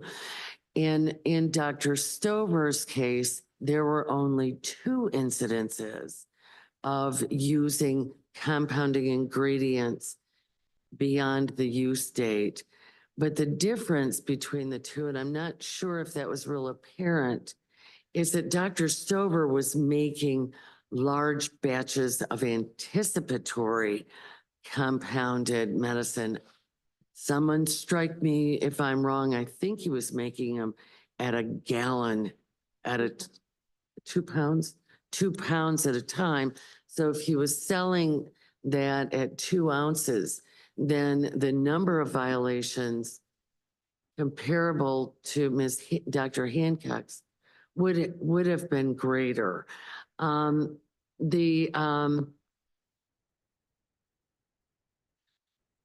This was Dr. Hancock's. We reviewed all of the prior inspections. She had a couple of record-keeping violations in the last 2 inspections. This was her 3rd. This was the first time she was ever written up for using a compounding ingredient beyond the use date. And it wasn't very far beyond the use date. It was like a month or 2. The records will speak much better than I will for that. So, and one of the things that I recall from Dr. Tankersley's earlier evidence or earlier testimony before the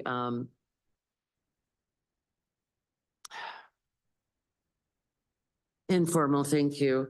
That's why I'm retiring. Before the informal hearing was that Dr. Hancock kept very good records. So it was real easy for her to pull, and I'm learning all these numbers, to pull the MFRs and say, oh, bingo, bingo, bingo. Am I wrong on that? Am I using MFR wrong on that? Hold on a second. Okay. Because, yeah, if you start testifying, then I'm gonna swear Okay. people All in. right. Okay. And I don't mean to cut you off. Okay. Ms. Hartness. I'm confused, and maybe the board's not, in terms of the procedure that we need to employ. The first question I have is, was there an evidentiary hearing held at one point? There was an informal hearing and the Formal hearing. participants in the informal hearing waive any objections to any other board members participating in a formal hearing on the same matter. Or was at it Dr. informal Hank- hearing in front of the entire board? No. Okay. So there are members of the board that work here. Okay. So were the 2 participants in the informal hearing here today?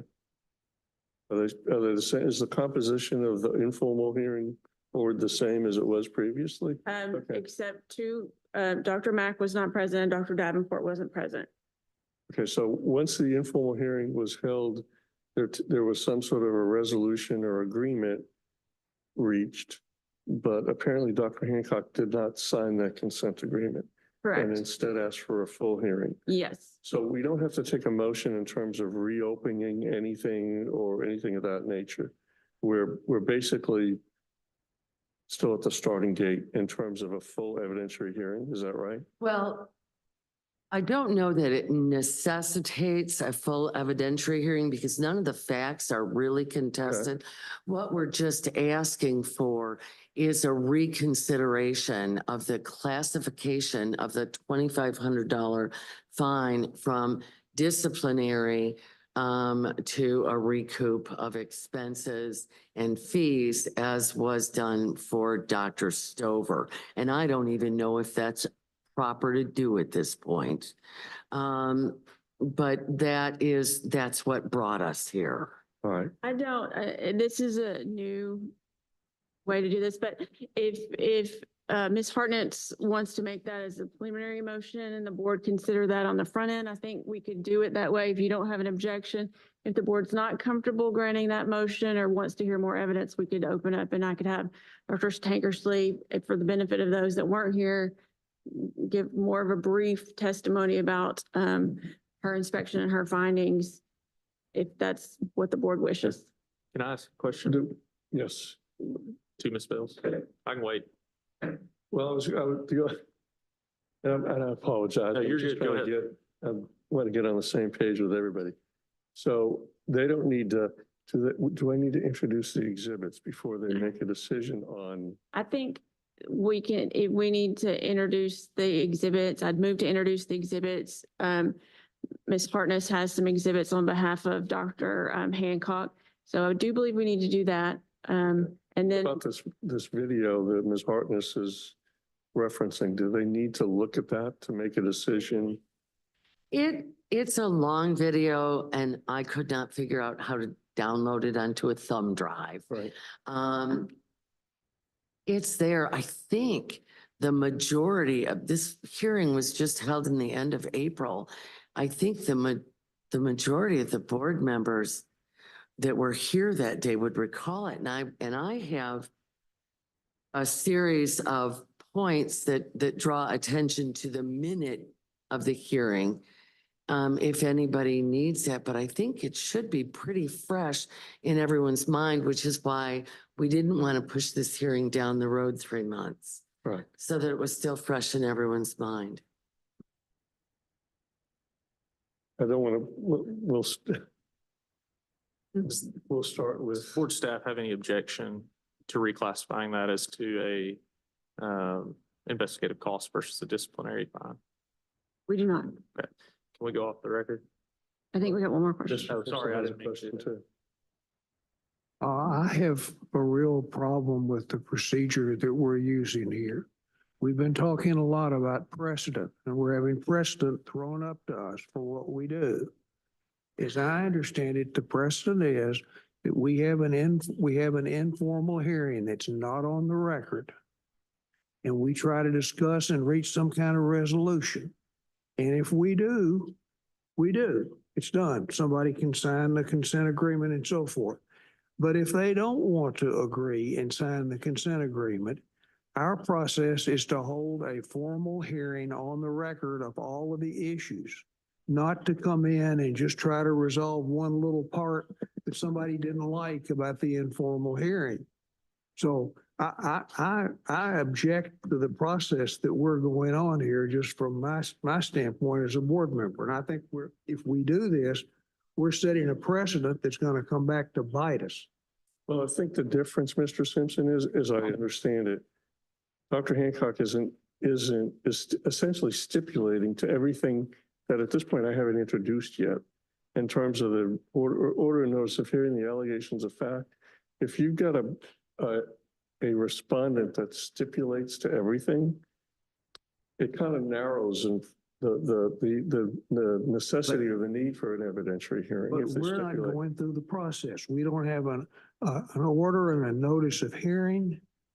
No, we don't have any of that stuff done. You do have that. It's in this packet.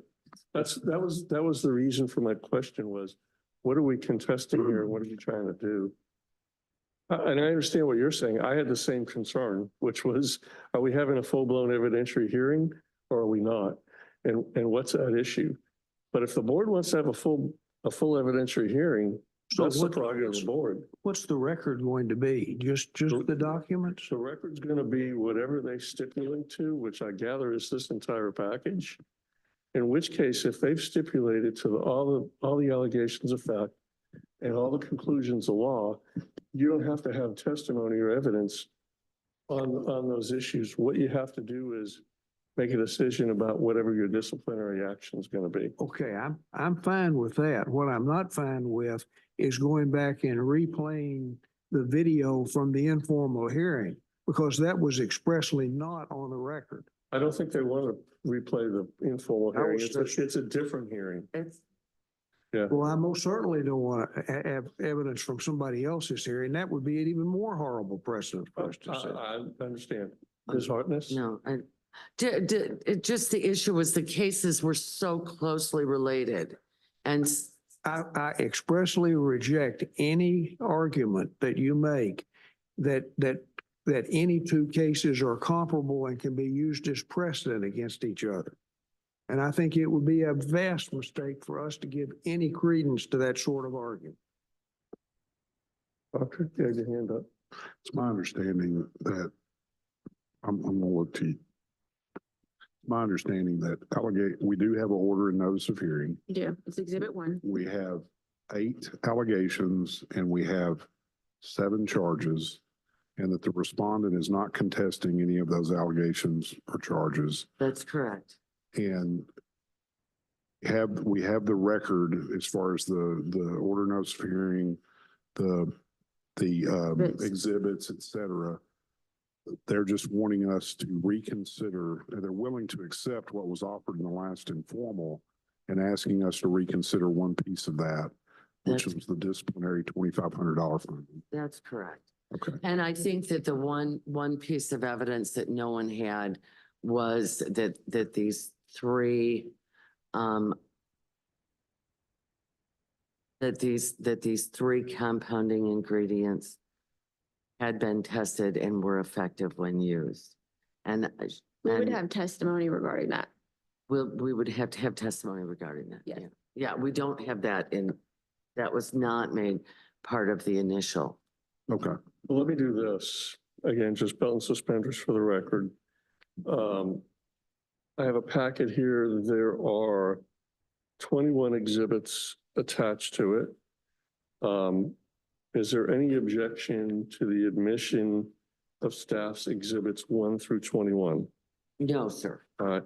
Thank you very much. Without objection, exhibits 1 through 21 are admitted.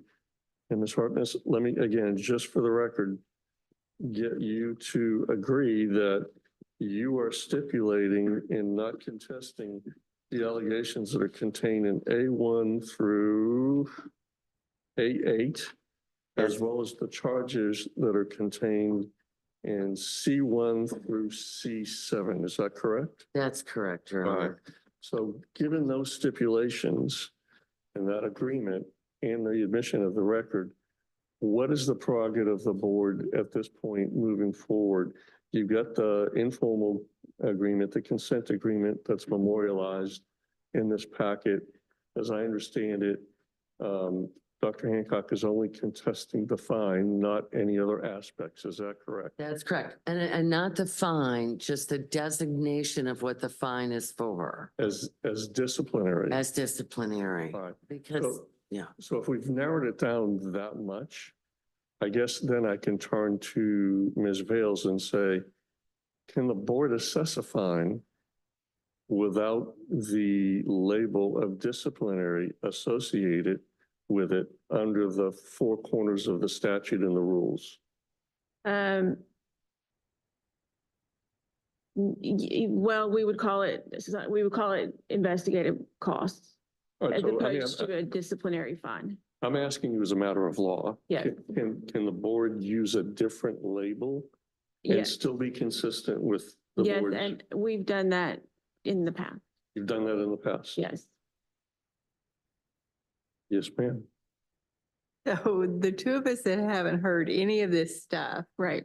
that wouldn't even be, we don't know. We can't just say, yeah, let's make it non-disciplinary. The other thing I will say is every pharmacist and company in the world would come in here and ask to not have it disciplined. And 4 or 5 or however many heard the whole thing, decided it was disciplined. Well, That's everybody's Yeah, gonna I'm not ask sure. that. I'm not sure if you're at the informal process, you're deciding, you're offering a course of action that would dispose of the matter. So we would come to an agreement. And we did not come to agreement in this case because the only sticking point for Dr. Hancock was she did not want this to be disciplinary on her record. So that is her preliminary motion to sort of move to dismiss the designation of disciplinary action on this matter. With everything else could stand. If you don't want to grant that motion, Dr. Tankersley's here to testify to everything that we would present to you with regarding this case at a formal hearing. Yeah, and this is a case where it wasn't just 1 time or 2 times, it was several times that the dates had been changed on the sheets on on those drugs. It wasn't just a one time, like I said, one time or two times, but several times. And to me, that spoke of dishonesty or either integrity, especially when you're compounding products and the patient is dependent upon you being honest in what you're giving them. So that's why it hit me differently. And I'm the one that probably spoke out about this. Yeah, and I guess I would point out, and I know that Dr. Mack and Dr. Davenport were here. The outside of the removing the $2,500 disciplinary fine, the other things that were framed up in this informal are pretty extensive in terms of requirements. Okay. So I'm willing to hear the whole case again. I just wanted everyone to understand that she has to attend a compounding course in Memphis or somewhere. I mean, there's a lot of requirements associated with what was come up with in that informal. And so if we want to go through it all, that's fine. It's going to be, I guess my point is, we couldn't really get more detailed than what we got in terms of the requirements. As far as procedure goes, do we recuse from this since we don't have, or do we just discuss with the board and? I think you have the option to not vote on anything. If you're not, if you want to abstain from it. I will say from memory, I don't think there was any dispute on what was done. She's not disputing it now. There's a recall done at the time for patients that had gotten those. So she had done what we would have asked before we got to the hearing or to the informal. But that day, y'all felt like it should be a fine, and now. No, it's not the fine, it's a discipline. The disciplinary. Well, but when So- you get, and maybe Mrs. Bales could tell us, but I think if you got a fine, not if it was investigative costs, but if you get a fine, it's considered discipline. If you change the terminology, it wouldn't possibly, but, y'all knew that day is what I'm saying, when you gave her the fine. Board members, I can be disabused of the notion, but here's where we're at, I think just procedurally. You can certainly have a full-blown evidentiary hearing if you so desire, but it's belt and suspenders because they've stipulated everything at this point. The only thing that's at issue is this word of disciplinary that's contained in the informal agreement. Ms. Vales has already said that I gather under an informal agreement, you have in the past not used that verbiage to describe a fine. I don't know if that's the case or not. I mean, I don't know what your history is in terms of informal agreements. Typically, I'm not involved in them whatsoever, so I don't know what goes into them. However, I'm even curious in terms of what kind of evidence you're going to elicit if all you're talking about is a label. I don't know what else you could hear to determine whether or not you want to call it disciplinary or something else. I certainly don't want to waste everybody's time. Would have been my intention. Oh, sorry. Loud voice anyways. I don't want to waste anyone's time, but it would have been my intention because Dr. Tankersley was the investigator in the case number 24004 involving Dr. David Stover, and 24003 involving Dr. Hancock, thank you, that my intention was going to be to cross-examine Dr. Hancock on the similarities and Dr. Tankersley on the similarities and the distinctions. I know. I just looking for a little consistency and a little grace. Board members, Mr. Simpson.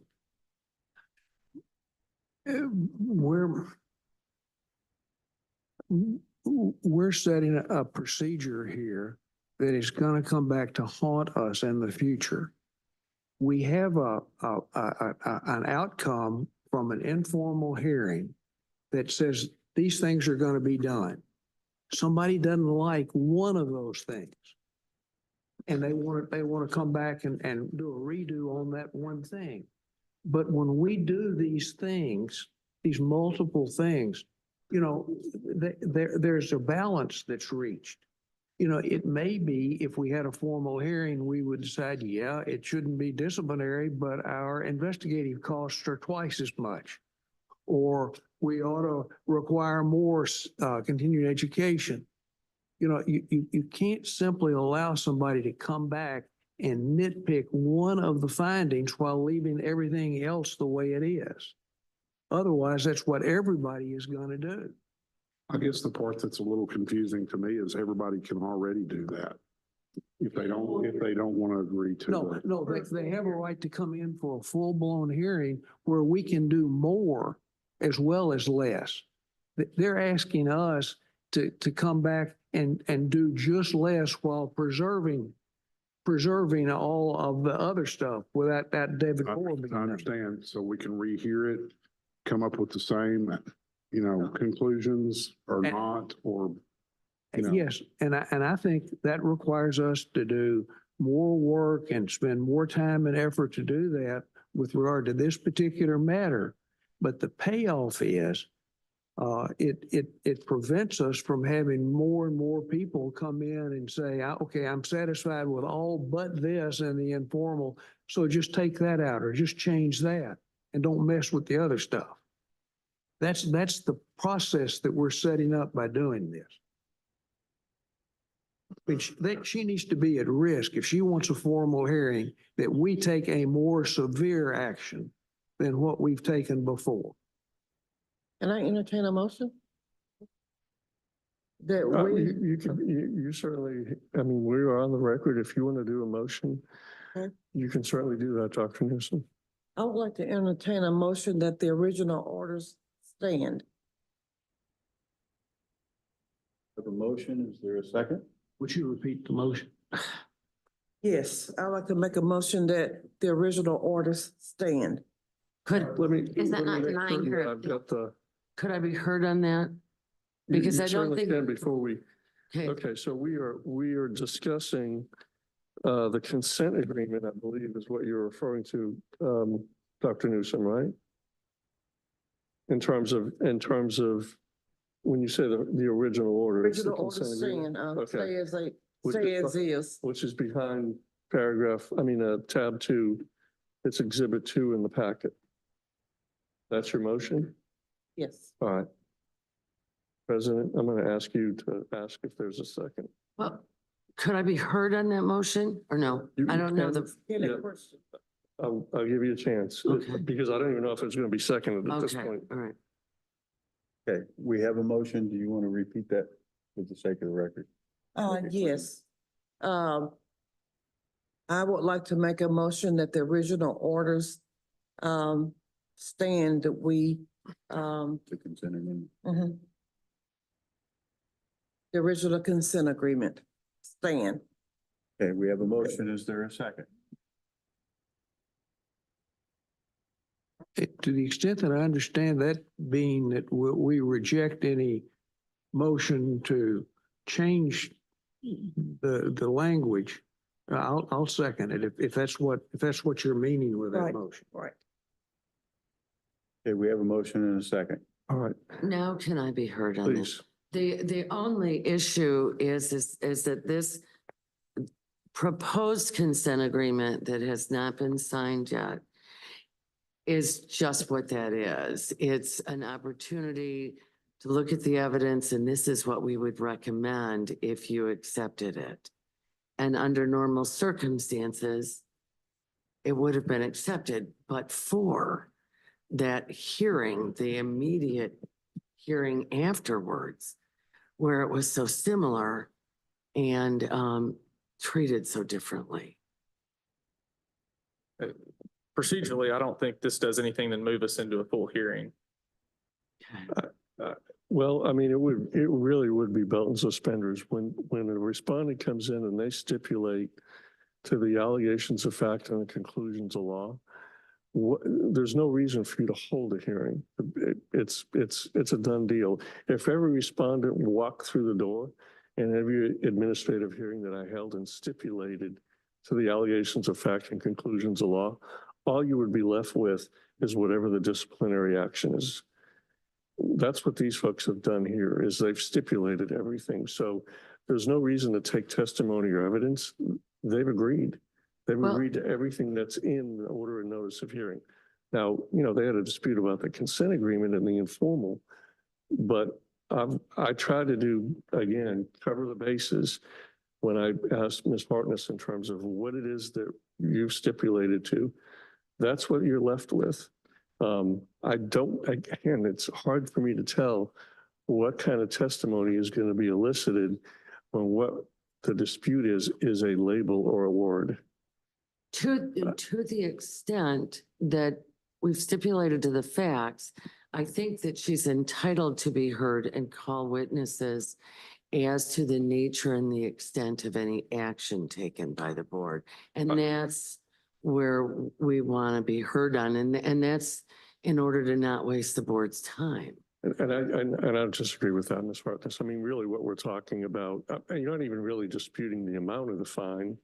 You're just disputing what it's being called. Well, and whether or not this type of error calls for a permanent disciplinary mark on her record. Actually, when I first saw the tape, I thought there was no choice.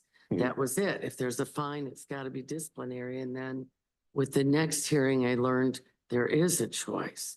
And I think when the board discussed it, unfortunately, all of these videos are there for the world to see.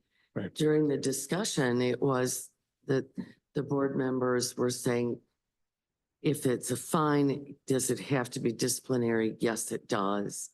And we may be playing semantics, but in the next hearing with Dr. Stover, it was the same monetary penalty, but not semantically called a fine. It was, and we're just looking for some equal treatment and fairness. And Ms. Reels, again, just for the record, staff doesn't dispute in terms of amending or altering this consent agreement to remove or rescind the disciplinary label and change it. What was staff's recommendation or? So we didn't have a recommendation Okay. at the informal hearing. Ms. Hartness and I have discussed her concern about it being labeled disciplinary. And we have talked about it in a staff as a preliminary motion. She's asking if the board would consider removing that stipulation that it be disciplinary. And as we have decided as a staff member, we have no objection if the board sees fit to grant her motion. So the motion that's been made and seconded is to keep the consent decree the way it was drafted. It's sort of a take it or leave it. That's the pending motion, Mr. President. I think we've discussed it to death at this point. There needs to be a vote from the board about whether they're going to accept that motion or reject it. So I'm going to turn it over to you, sir. If we reject it, can we go ahead and go directly into the formal hearing, at which point everything is non-contested or whatever that word was? As I understand it, Dr. Davenport, we're going to have some testimony, I'm not certain what, about whether or not the label disciplinary is proper, and there'll be rebuttal associated with that. But we can go ahead and just go right into that today. Yeah, I think so, Yeah. if they're ready. Now, my suggestion would be, again, this is, if we're actually going to gravitate into some vestige of testimony, it probably would be prudent to just go ahead and take a break and then have our lunch and then take it up when you're done with your lunch. But again, that's the prerogative of the board. Yes. I just wonder, So if all pharmacies have the choice of hear the informal, decide if they want to sign it or not, and then come back, if they wanted to, then come back to a full-blown Well, we keep using the term full blown. Formal. But I don't know if it's necessary to have a full blown when they've stipulated to but everything. it may not be feasible for the two that haven't heard anything to vote on something, because we're not really voting on what all these people have already heard. And if we don't vote, then that takes it back, in my mind, that's only the amount of people that come to an informal. So I'm just wanting to make sure which is going to be right for all parties. Well, I mean, as I understand the rules, when they have an informal, if they reject the informal agreement, they're entitled to have a full-blown evidentiary hearing. That's, as I understand it, under the rules. Again, but in this instance, they've rejected a word in the consent agreement, and then they've stipulated everything in the order of notice of hearing. So there really wouldn't be a necessity to hold a full-blown evidentiary hearing, because all you have to do is read what's in here, and it's all agreed to. But to decide if you want it, if it's a fine or if it's investigative cost, you have to hear the whole scenario to, it's not a matter of just, hey, let's just make it non. Exhibits, the record is, you have that. If we have time to sit here and read it, Well, yeah. there's that, but we've introduced the exhibits and stipulated to the facts. And are we two can just not? Here's the deal. At the end of the day, if a respondent comes in and stipulates everything under the sun, and the board still wants to hold a full-blown evidentiary hearing, it's certainly your prerogative to do that. Whether or not it is necessary, again, as a matter of law, it would be completely unnecessary to do that. But if you wanted to do it, if you felt the need to do it, you certainly can do that if you would like. Or the two of us that hadn't heard it can just bow out and y'all can make a decision. You've heard it.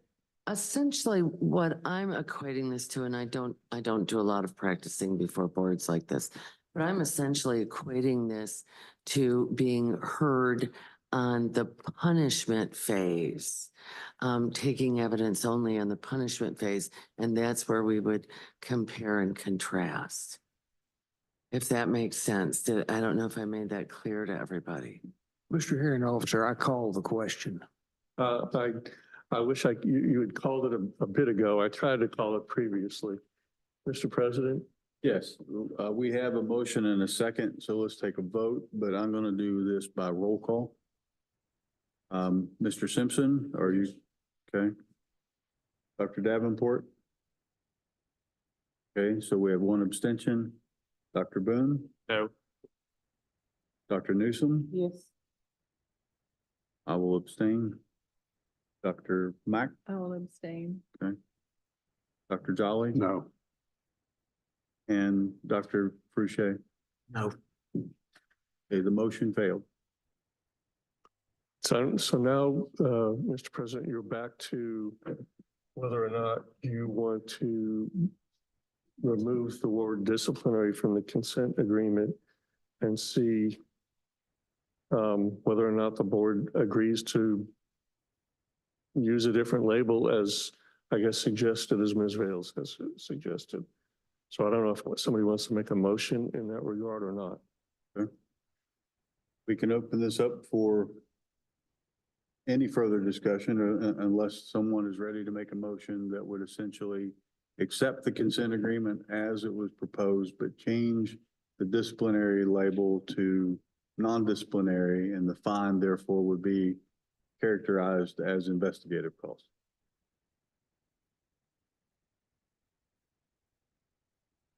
I'll make that motion.